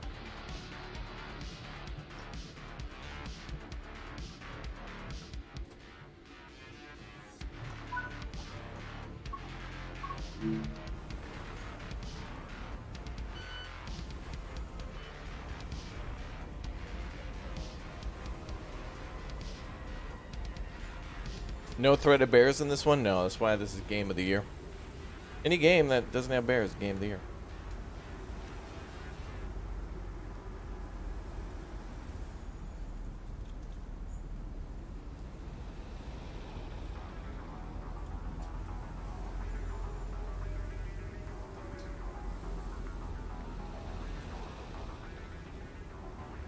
This is a safety announcement. Due to today's wet weather, please take extra care whilst on the station. Surfaces may be slippery. Alright, stop at Butler's Lane.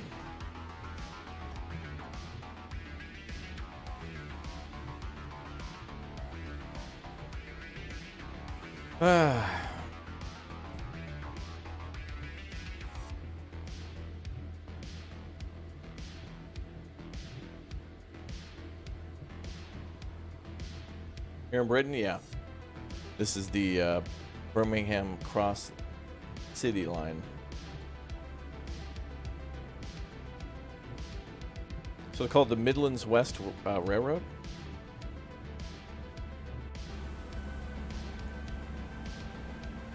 Or at least that's in which this train belongs.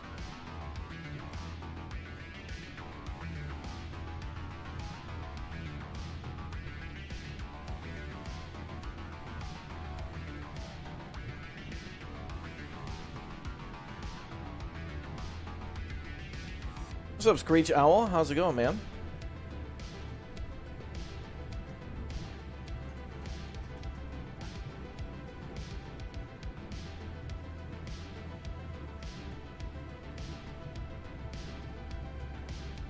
Have a safe and bearless trip. That's what I should announce. Like, just stop YouTubing, get my pilot's license, go work for United, Delta, Air France, whatever. Just wish all of our passengers that. Ladies and gentlemen, we'll be departing for Tucson in about 3 minutes. We're next in line for takeoff. Just wanted to wish everybody a safe and bear-free travel as they exit the aircraft upon reaching Tucson. Drinks are $3. To pay for bear defense.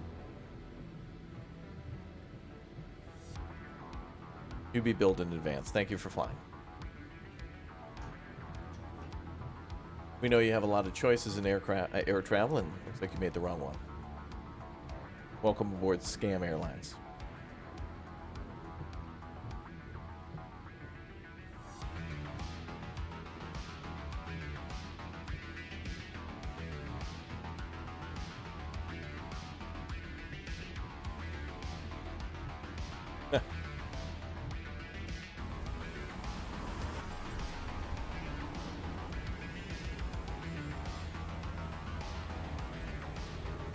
This is a safety announcement.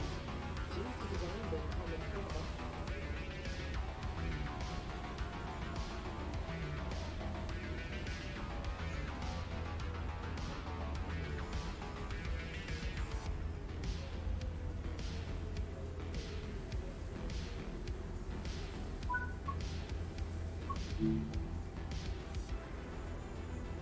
Like a glove. Nice and smooth. Man, the snow here looks really good, man. Like, it's not just like, you know, falling at a certain angle or something like that. It's just kind of going all over. That's some really realistic, like, snow animation on screen. What we should see, though, is like, you know, when you're driving in a snowstorm and suddenly it looks like the Millennium Falcon hitting the warp drive? You know, with the stars and stuff kind of like bending past you. That's kind of what it should look like. Yeah, surface to bear missiles. Yeah, that's what all your super chats and memberships go to. Every time you hit like, you're protecting me against bears. Watching the stream for even 0.1 second is like anti-bear defense fund.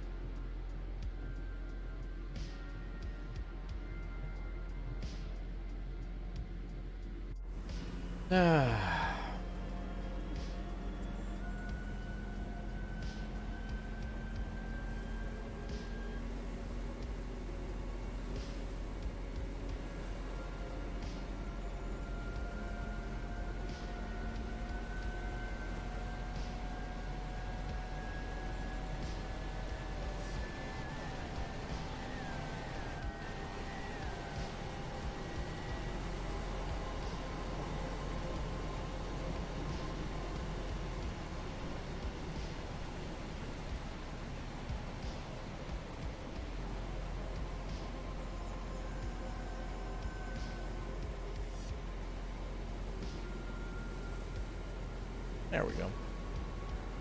The oncoming train scared you? I'm sorry. I'll move the camera over a little bit.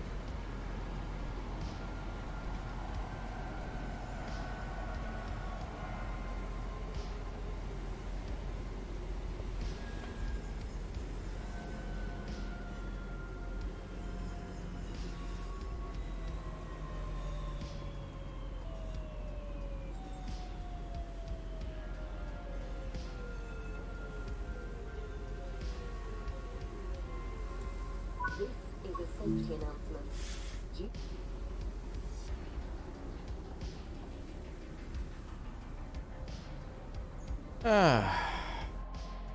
The stations and trains visual sounds are super accurate to the real thing. Does it feel like there is a lot less building on the route? Might be the dark weather hiding them. Yeah, if you really truly want to see the route, it is good to do like a quick little scenario run on like a... I think the scenarios tell you the time too.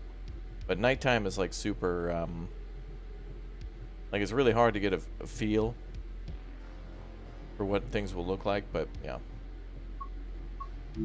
Sometimes you just gotta play nighttime.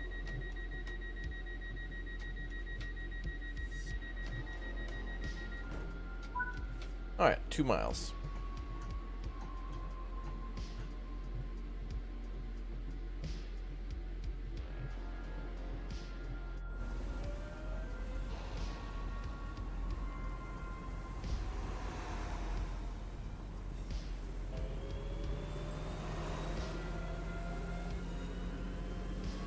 Can't believe how little light you get from your headlights. True. Yeah, it's mostly just, yeah, it's kind of like aircraft travel, actually. You know, it's like you're more communicating via radio as to what's going on around you. Like, other people are watching these trains full time to make sure that no two trains are going to collide. And there's multiple fail-safe systems to make sure that they don't.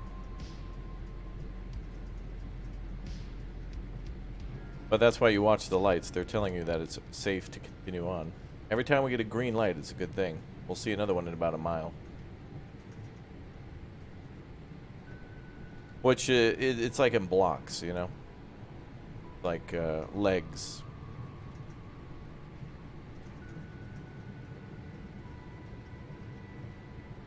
Yeah, the more train games I play, the more I learn about it. Still a noob, but love trains. Hi, Amanda.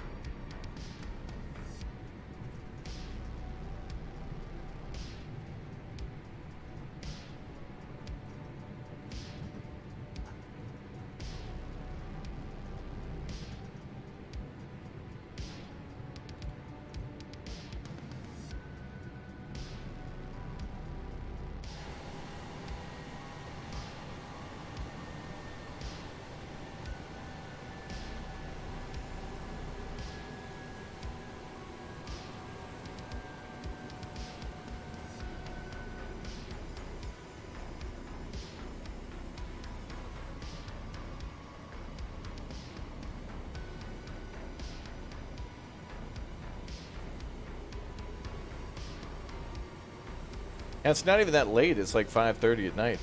But this is what happens in the winter, you know. Anytime after like 4 is just like pitch black until like almost 9 a.m. At least where I live. Not quite that way yet, but when is the is it called the equinox, chat, when it's the darkest, or is that called the winter solstice? I forget. What's the difference between summer, winter solstice, and then the equinox? Is the equinox like the middle of the year? Or no, that would be the... Is that the middle point between the darkest and the... I don't know. I'm not even going to pretend to even... All I know is the winter solstice, I think, is the shortest day of the year. Equinox is 50-50? Okay. The equinox is the middle between... So there should be 2 equinoxes a year then, right? One when it's swinging back both directions.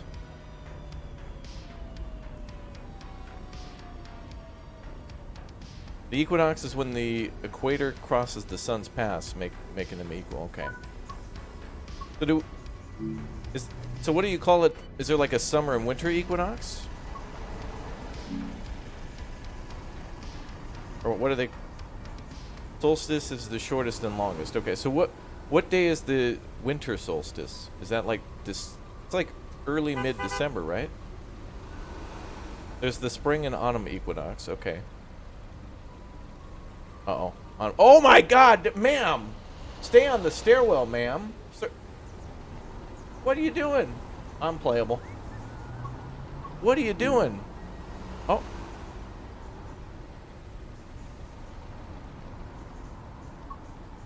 All right then.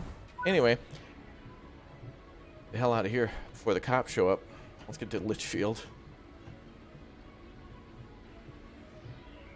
We're out of here. Couldn't wait. She jumped the stairwell. Like, she didn't want to wait in line. Damn, she had a train to catch. Wow.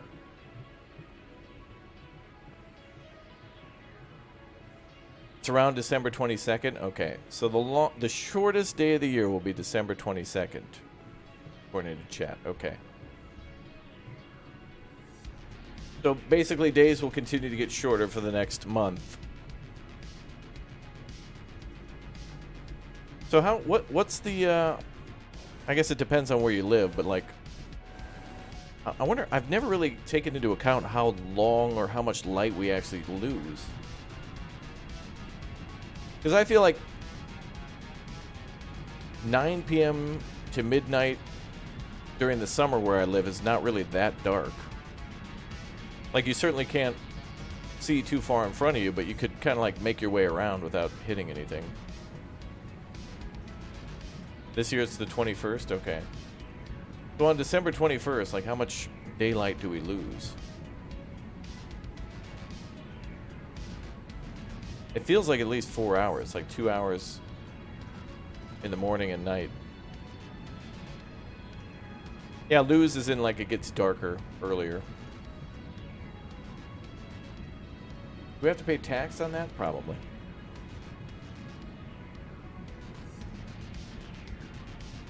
Depends on your latitude, different for everyone, yeah.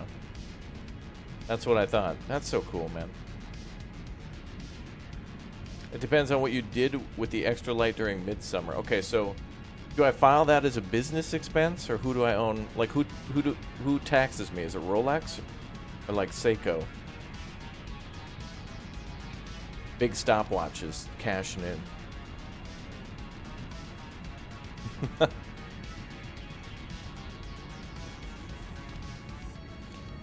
Well, that is one thing I like about the winter, though, is at least it is nice to look out your window and see, like, you know, like when we were at those stations and just seeing the flurry of snow kind of just chilling. I do like that. Gotta go to Sweden for Christmas one time. Go to Gamla Stan again. The old city. And go over to Gothenburg and hang out with Stromby and buy him an air fryer. On December 21st, the sun sets around 15:53 in the UK, at least. That's a good. That's a good, like, equal ground, since we have Greenwich Mean Time.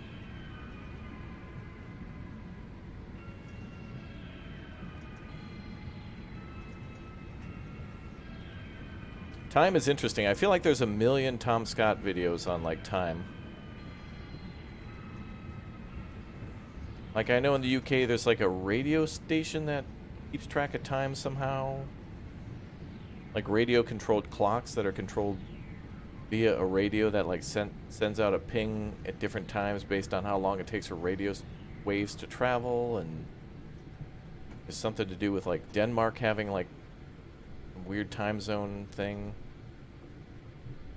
You like Gothenburg? Fun city? Yeah, me too. I like the, I like some of the bars in Gothenburg. I need to go back. Not even about being at a bar. It's more just about the design of things. Everything's like in a basement.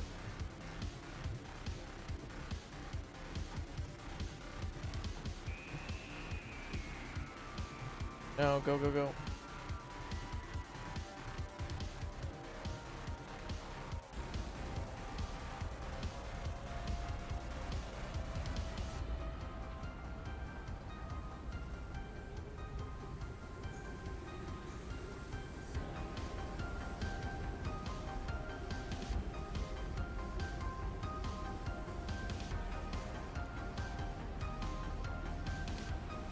Do you remember dialing popcorn and getting the time? No, I don't remember that.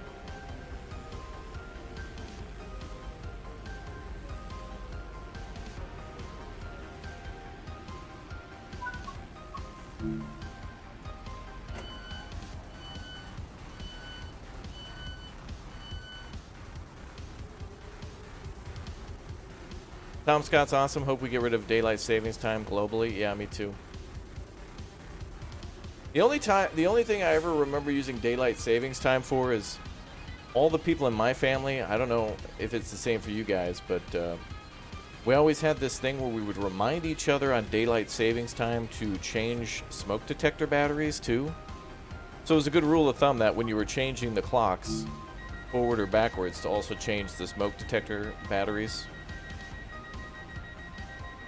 I mean, a very small expense to make sure everything's good to go.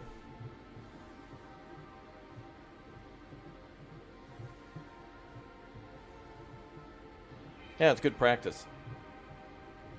Either it was twice a year or once a year that they would change that. You're probably good for once a year, but you know, your dad does that. Yeah, it must have been like a national campaign from the government or something to tell people to do that when smoke detectors first became a thing, and carbon monoxide detectors too.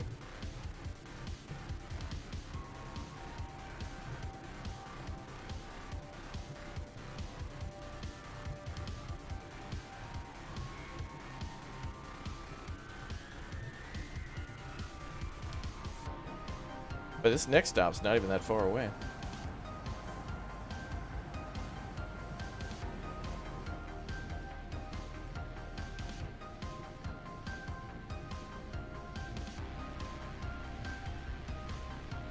Must be the battery. Yeah, Big Battery wants us to keep putting batteries in the smoke detector. Well, I mean, I don't even think it's, you know, battery probably isn't even like 80% bad when you take it out of your smoke detector. So if you're using a 9-volt, you could always use it for something else. But honestly, I don't think I own anything other than smoke detectors that even require a 9-volt. I used to have like an old remote of some sort for a fireplace years ago that required a 9-volt battery, and other than that, that was it. I don't think anything else requires a 9-volt that I own. Maybe like the controller of an RC car or something for kids. That's all I can think of is remote controlled stuff. Oh, not emergency.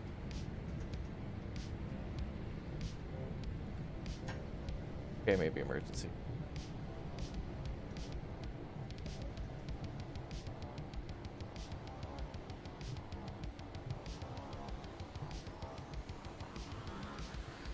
What? Wait, what? Wait, what?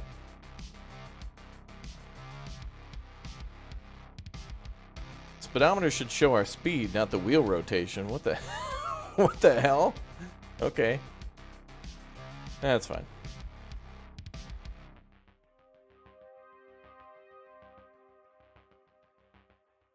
Have I ever tested a 9-volt on the tongue? Yeah. Wait, I think we already did this one. And that was weird. The speedometer wasn't even showing the right speed then. No, no, no, don't exit. Go to main menu. I want to change scenarios now. Cool, pass or fail. These are the type of scenarios I think I'd play more than once. Alright, so we did Ludicrous Display. We just saw Snow Problem and Chocolate Train.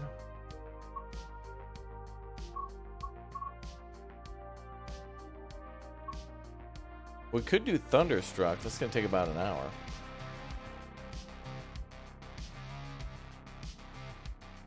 I don't even think this one we have to stop at any station. I think we just got to go out and recover the train.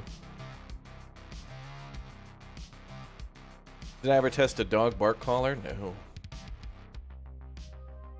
Basically because the wheels were skidding. Yeah, I thought it showed your vehicle speed and not like the... I don't know. I thought it accurately showed how fast you were going and not necessarily like your wheel speed. But I guess it makes sense because it does show wheel slippage.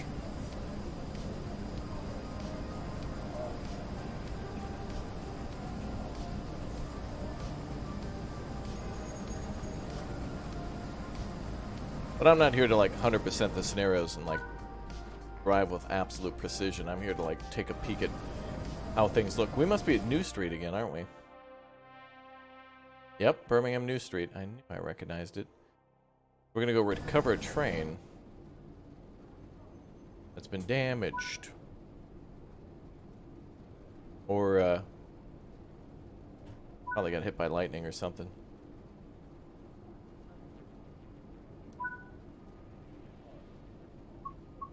Really? We're gonna bring passengers? Okay.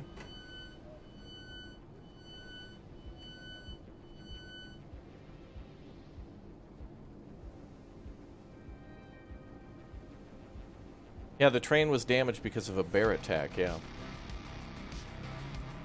Alright, where's the wiper controls here?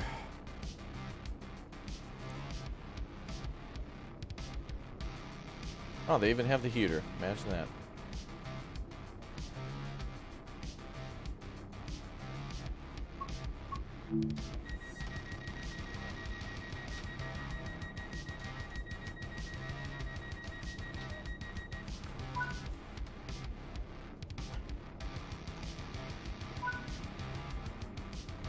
All right, we're moving.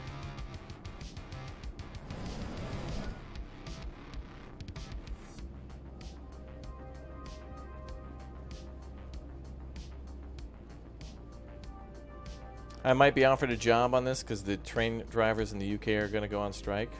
Oh, really? I thought that was kind of already going on. Oh, there's wiper control. Let's do intermittent 2. Seems good. Well, at least now we can actually see. But for the people who wanted to see the buildings. Of all the scenarios for this type of game, I think the passenger ones have got to be the most challenging to come up with interesting scenarios. Because with cargo, you can give all sorts of different weights and special cargoes and destinations to go and stuff. But passengers are just passengers. passengers just go to stations. So it's like to make that interesting and different with different types of brain recovery or whatever is pretty cool.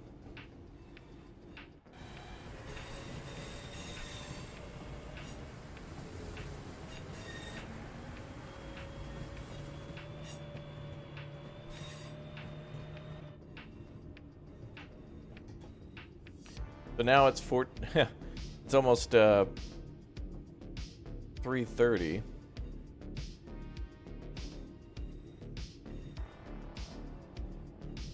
Or 2:30. Almost 3 o'clock.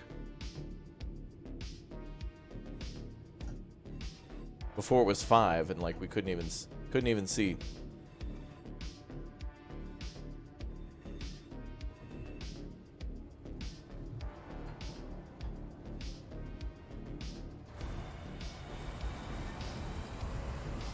You want to stay on a sleep train in Japan? That'd be kind of cool.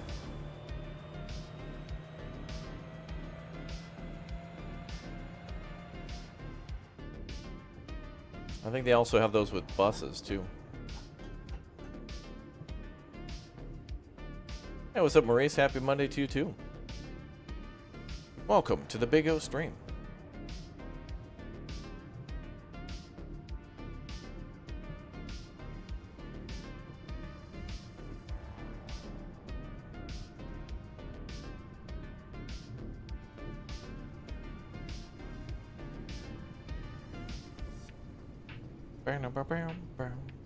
Yeah, train bussing.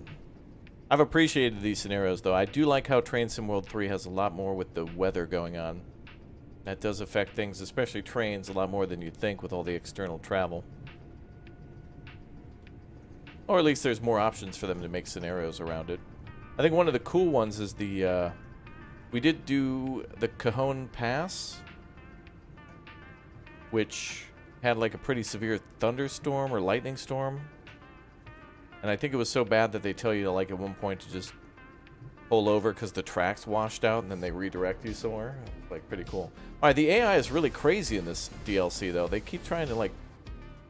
They keep trying to die. There's people jumping the stairs, trying to walk out in front of the train, onto the tracks. This DLC, people are... You know, they want to die to death. Oh, I wonder, did the save work, by the way, on that previous... Okay, we can do a manual save, it looks like. Then how do I load? I probably have to go back to the menu and then load. I should have did that before. But again, I think this game really needs an autosave. Like, every time you come to a full stop, you should kind of just have an autosave. I don't know why that's a big deal.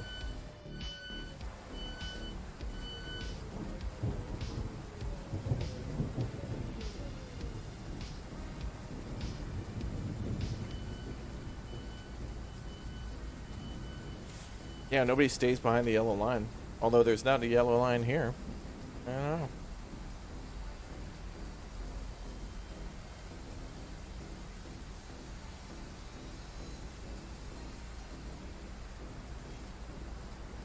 Bum, bum, bum, bum, bum.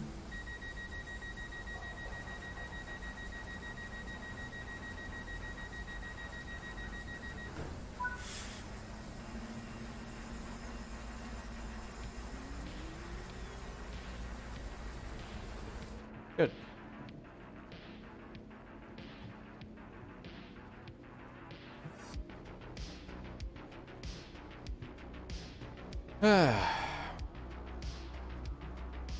Bus.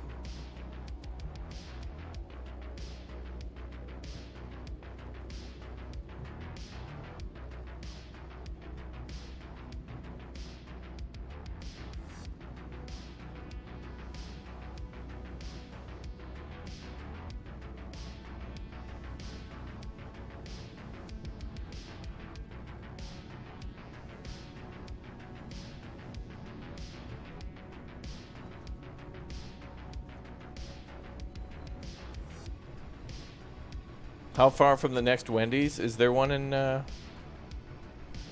actually, what's University Station in Birmingham? Is there, what's the nearest one? Someone Google that. Have I gotten any snow? Yeah, I got quite a bit of snow. I mean, for this time of the year, it's been good to see.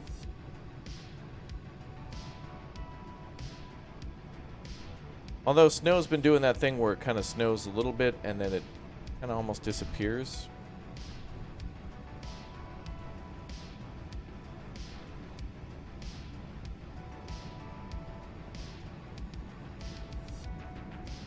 Tokyo to... Yeah. I know I went from Tokyo to Nagoya in about less than 2 hours, I think, one time. Well, Nagoya is a little closer than... Where is it?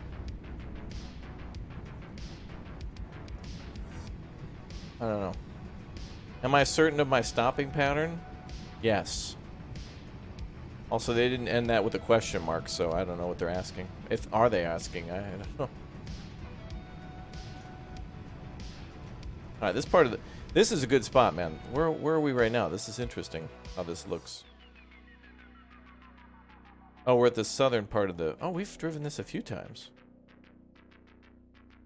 Oh, unless we're going south. But yeah, we were at 5 Ways and we're going to University, so... This is a pretty part of the line.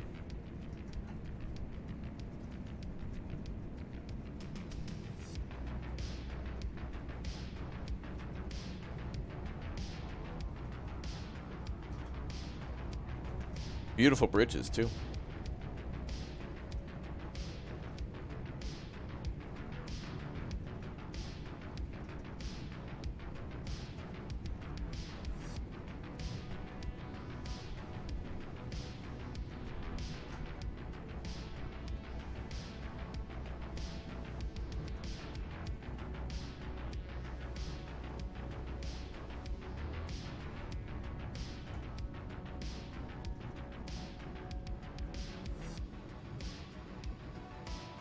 Damn these stations for being so damn tiny.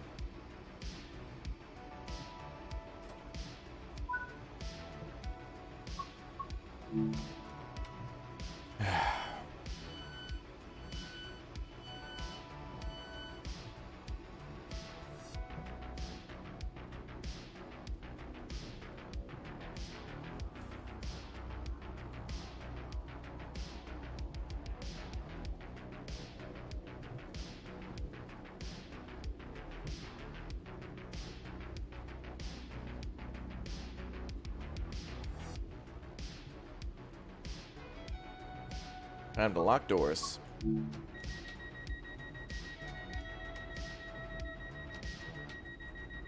Lock the Casbah.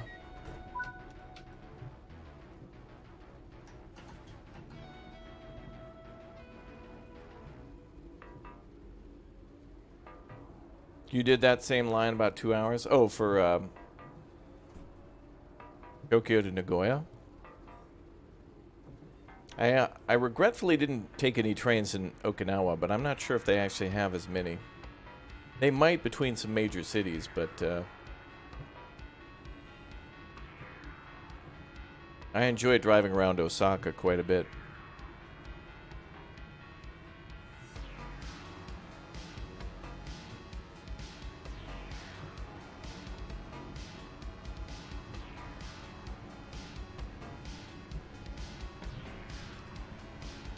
Bum, bum, bum, bum, bum, bum.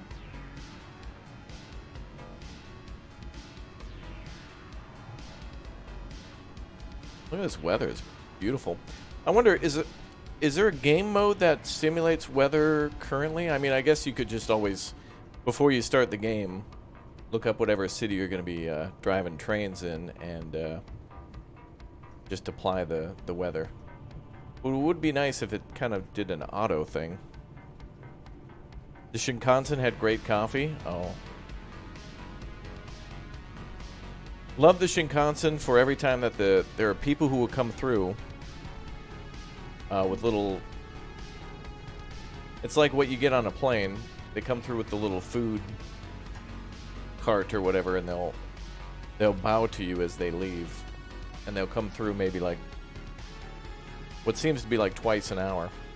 Working their way up and down, seeing if anybody wants coffee, snacks. It's like a flight. You gotta pay extra for it, but I'd rather have a...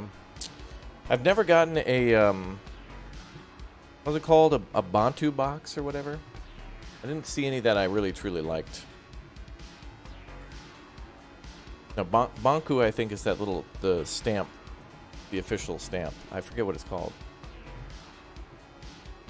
Bento, yes. Bento box, yeah.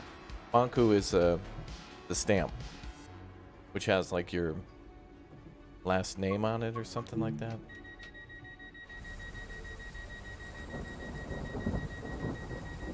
It's the same as signing. It's starting to be obsolete, but some things still required, like banks and things like that in Japan.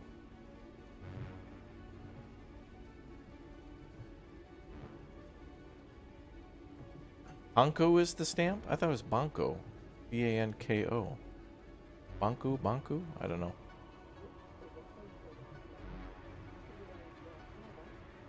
You need one, though, if you're going to do official paperwork. I mean, you know, you probably don't need one, but the moment you're like, oh, I don't need one, then you need one. It's like most things in life. Like, do you want 8 sets of keys? No, I think just 1 extra set will do. Oh, okay. And then you need 8.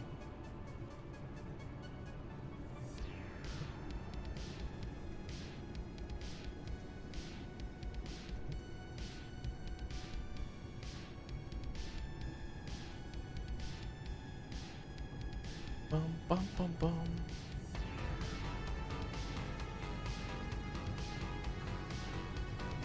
They're quite easily falsifiable. Yeah, they probably are. It's just probably one of those culture things where it's just kind of a formality, make things feel more official, but yeah. It's like when you sign documentation on your computer. It always, yeah, if you've ever had to do one of those hello signs or like the DocuSign things, a lot of the times you can buy a house now without meeting anybody in person and just signing documentation through email and things like that. It all tracks your IP and time of signature and stuff, and if needed, it could be brought up in a court to testify whether or not you signed something, that kind of thing. But it just kind of is like, why sign then?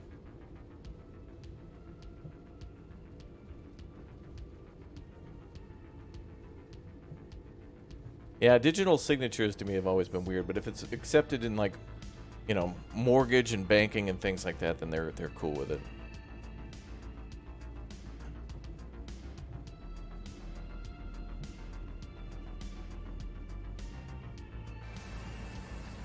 Oh, look at the canal. That's beautiful, man. What a gorgeous map this is. You know, every time we play this game, I've always wanted to... Every time we play Train Sim World, especially if it's a line that's in a city, I always want to go into then city skylines and recreate that line, that train line, and then build a city around the train line. And I feel like even in city skylines, trains are not really done right. Not that they're not done right, but they're not... Trains always feel like an afterthought in that game. Like you put a train line in after you build your city. Which is sometimes true, because the game usually wants you to have a certain population before you can do trains.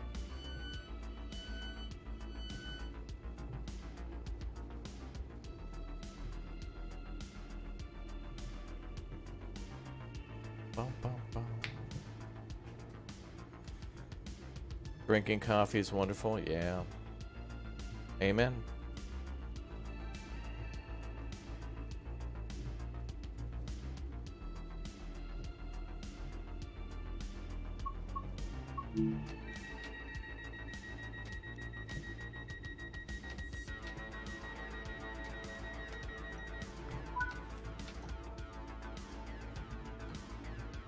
Alright, Kings Norton is where we're going now. Apparently there's like a broken down train out here, but I don't know why that's a thing. My dog sent that period mark, thanks Kevin. Oh. Big shout out to your dog.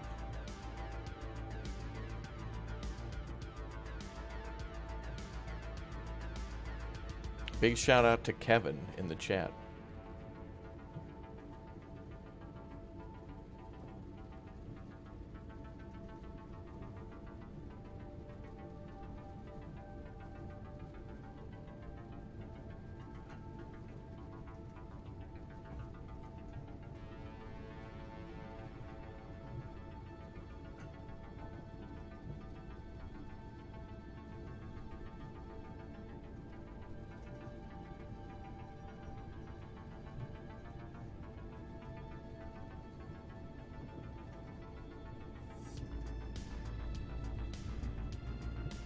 All right, 6 miles to go.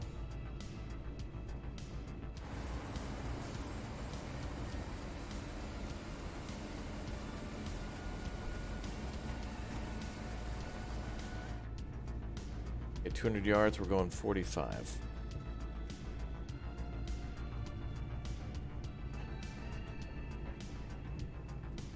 Going uphill though, so we'll go at 2 into the curve. Hour 2. Oh boy. Ooh, graffiti on the side. Nice. Oftentimes they don't put graffiti in. Yeah, this is music from White Bat Audio. It's kind of a DMCA free channel just to listen to music. We usually put it on whenever there's... And it's really good with like driving and flying games like Microsoft Flight Sim and stuff.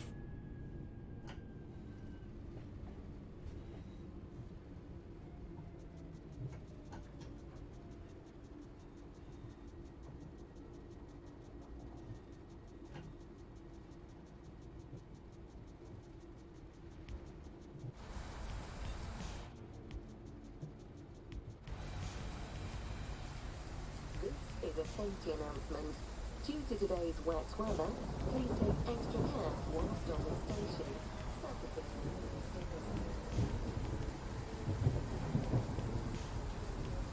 You just kind of stow away on the train. It's Baltimore's again. Baltimore's in the chat. I didn't see Baltimore's in the chat.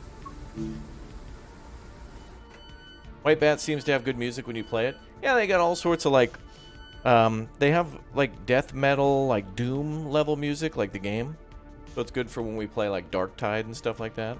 I saw Dark Tide was sending content creators like boxes of cool stuff to unbox, and I'm like, damn, I hope I get one. I don't know if that's a specialty edition you could buy, but anything Warhammer is super cool to display.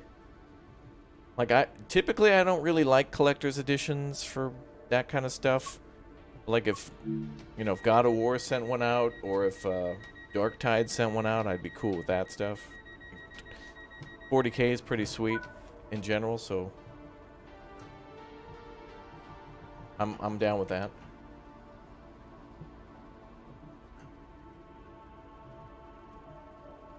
Did you know that they use sand on trains when the tracks get slippery to brake? Like, for example, when it rains or snows. True. I'm not sure if this has a sander on it. It probably does. Oh, yep, there it is. Yeah, I could use that as well. I should have used that in the snow scenario, but I'm going to be honest with you guys, I'm just chilling. I know you guys were here for the greatest train driver in the world level gameplay. Like, I know you guys were expecting 0 death, first try, Elden Ring style gameplay, but, it's just me. Sorry to lie to you. Interesting, I didn't know that. Yeah, that's, it provides traction. Basically, it's, there's like a little hose or a little thing that goes by the wheels, and it'll dump sand on the ground in front of the wheels, and it just kind of provides some extra traction. Because essentially it's just metal on metal, so the sand applies a little bit of grip, and the train will got that grip going. We're learning so much today, Chad. Wow. You're here for serious bussin'?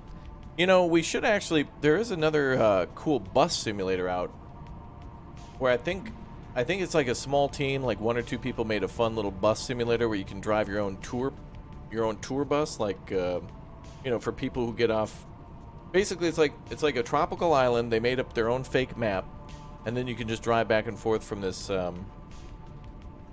tropical island or whatever. You drive around this tropical island and just deliver passengers. I think it's called like Bus World or something like that. I also want to go back and play that one game called Motor Town. We played that with Red a while ago. That was really fun, where you can like transport cargo, pick up passengers. You can do like Uber level stuff. It's like all driving jobs on an island.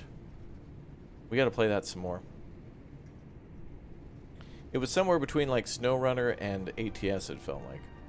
This looks cool, I guess, smiley face. Yeah. Game's cool. Yeah, I like simulators.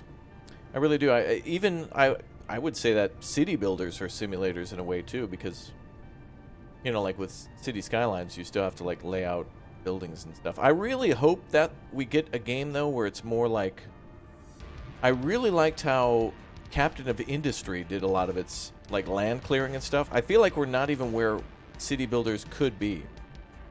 Like if you're gonna go flatten the land of a hilly area to go build a train station or something like that, it's like you need to see construction crews come up.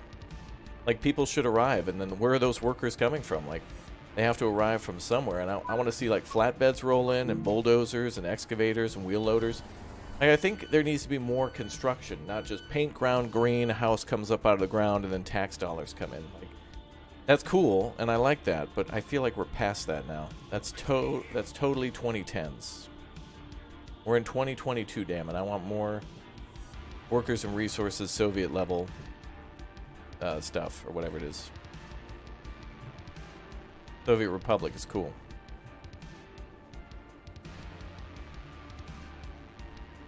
It's cool. Maybe we'll play that game again. That game scares the hell out of me. It's so complicated, and I love it. Yeah, otherwise things just become budget sim. Like it's spreadsheet sim. But we got to go back and play Foundation again, too. Chat, there are too many good games. Not enough time, damn it.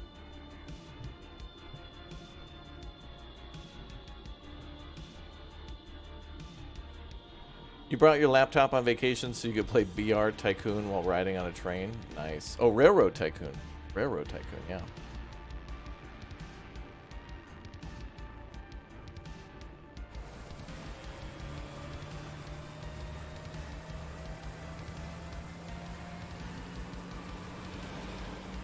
You do know that miniature train world in Hamburg called Miniature Wonderland, floors filled with miniature railroad track worlds? Yep, I have photos of that, I think, on my Instagram. ! Instagram. You know, I feel like I didn't upload all the photos that I've taken of Miniature Wonderland. But I've been there. They have, not only do they have railroads, but also like a full working airport where the planes will come in and actually land. It's all on the track system, but pretty amazing. It's a living museum, and it's amazing. You could just stay in there for days. But yeah, follow me on Instagram and take a look at Miniature Wonderland. I should probably post some more photos of that. Yeah, I've been there for real. Yep, twice. Once in 2014 and once in 2016. I gotta go there again, though. My friend from the Netherlands loves that place. And, I think there was a town near Hamburg called Soltau, and we would usually stop at their grandparents' house to see that. We're gonna die.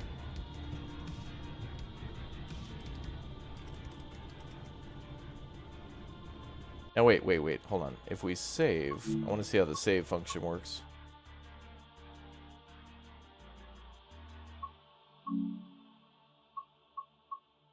No. This train is really like, really sensitive to stopping. That's the only thing. You'll go there next year as well? Love to see it too? Awesome. It's a good one.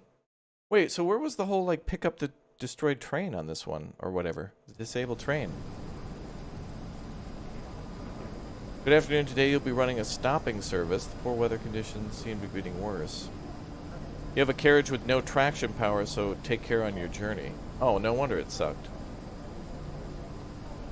No wonder the train... Wait, is that what the... I thought we were supposed to recover another train. Let's see.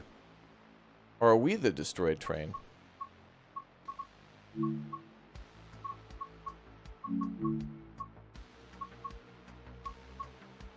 Help in recovering a train that has been damaged during a storm.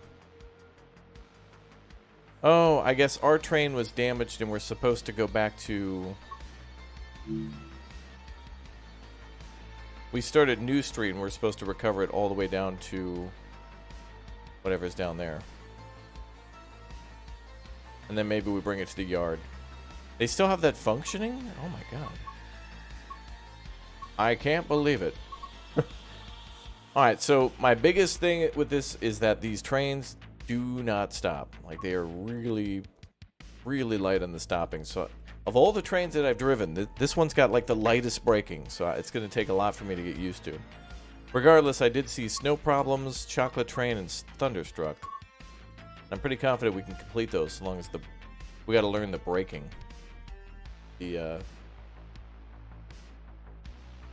Like the braking finesse or whatever, some word. Back home from seeing training of a new train. Soon seeing you on the tracks. Awesome. Hey, what's up, Roderick? How you doing? Welcome aboard. You want me to wear a train driver hat? We do have a train driver emote, like a conductor emote, but I don't know if I have an actual conductor hat. Oh, here's all the stuff in this. Oh, this is the one I was talking about that goes to Italy. Or at least I think it does. Oh yeah, there's the London Underground here. Sandpatch Grade is awesome. Oh, cool. Here's the locos. Where's the... They have a doctor train one, too. Oh, there's the Island Line for 2022.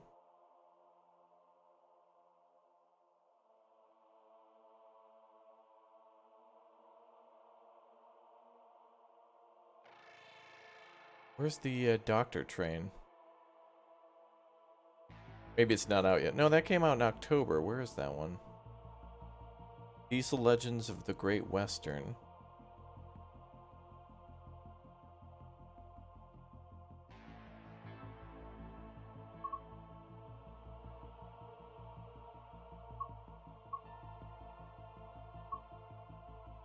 Oh, that's the, for the people asking about the steam train, that's at Liverpool Lime Street Crew. Otherwise known as Spirit of Steam. Yep, there's the Harlem Line one. That's the Grand Central to White Plains. That's what it's called. Oh, there's the Laramie Line. Giant to Laramie. Not sure if I have that one. That is one I wanted to drive. Oh, also the Northeast Corridor. Boston to Providence I wanted to do, and also the Cheyenne to Laramie. I don't think I've done that one either. We did the Horseshoe Curve. That's a hell of a lot of fun. Isle of Wight. Cane Creek's a lot of fun. Yeah, here's the one that's got the ethanol as well. The Canadian National Oakville Subdivision. Hamilton to Oakville. That's the Canadian. I think you can haul cars in that one and ethanol. Yeah, Oregon Trail by train, yeah. Tees Valley Line. I think we've done this one before. San Francisco to San Jose.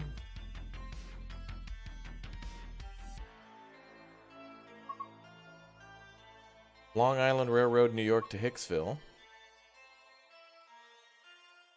I have most of these. I've just only installed the one for today, the new one, the Birmingham line.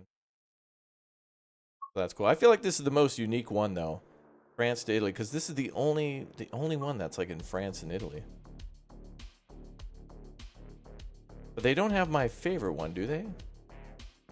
There's one that allows you to go in Switzerland, and I don't see it here. It's like a little train. Oh, maybe this is... Oh, this is it. Yeah, this is the one. Chur to Erosa. It's like the Alpine line.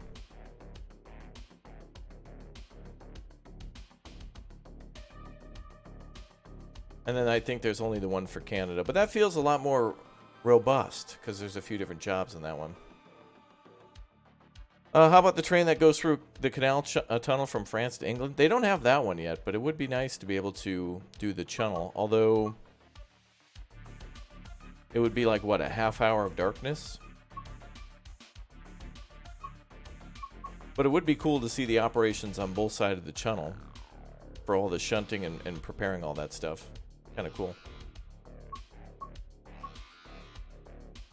I didn't see the doctor one here, though. I saw on the Steam store page that they had one called like the... I don't know, one of these trains was called the Doctor something. Dr. Pepper? I have no idea. Alright, cool. Alright, well, as you would suspect, a DLC that has mostly just passenger trains is going to be a little light on the things to do because it all pertains to passengers. It's not both. Sometimes some of the new lines have both passengers and cargo, but in this case it's the intercity predetermined scenarios. So, but we got to take a look at 4 out of the 5 other than Red Wine, but we saw most of the line anyway, especially the snow problem one showing most of the line, although it was in complete darkness. So that's cool, I guess. All right, guys, that's going to be it for now for Train Sim World for the Birmingham Cross-City stream. But I'm going to release a new video now for a game you all might be interested in, another type of simulator in a way you wouldn't expect, simulating gladiator combat, a gladiator management simulator that I'm going to put now on the channel. Later today, we're going to play a game called Evil West that comes out tomorrow, so we get our first early look at Evil West, and we should be able to take a look at that in just a few hours. Actually, I might even move it up since I was planning on playing it a little later, but we'll play that early. So, anyway, regardless, take a look, everybody, at the new video going out on the channel. Yes, indeed, shocked faces. And you guys will be amongst some of the first people to see the new video going live right now on the channel. So jump into that chat. Let's continue the fun as we take a look at yet another new game. This one, by the way, that I'm sending you to, made by a single person. So thanks, everybody, for watching Train Sim World 3. Good to see it back on the channel. And I will see you all for more Train Sim World 3 soon. Make sure you subscribe if you're a big fan of trains. We'll take a look at more cargo and passenger lines as they come out.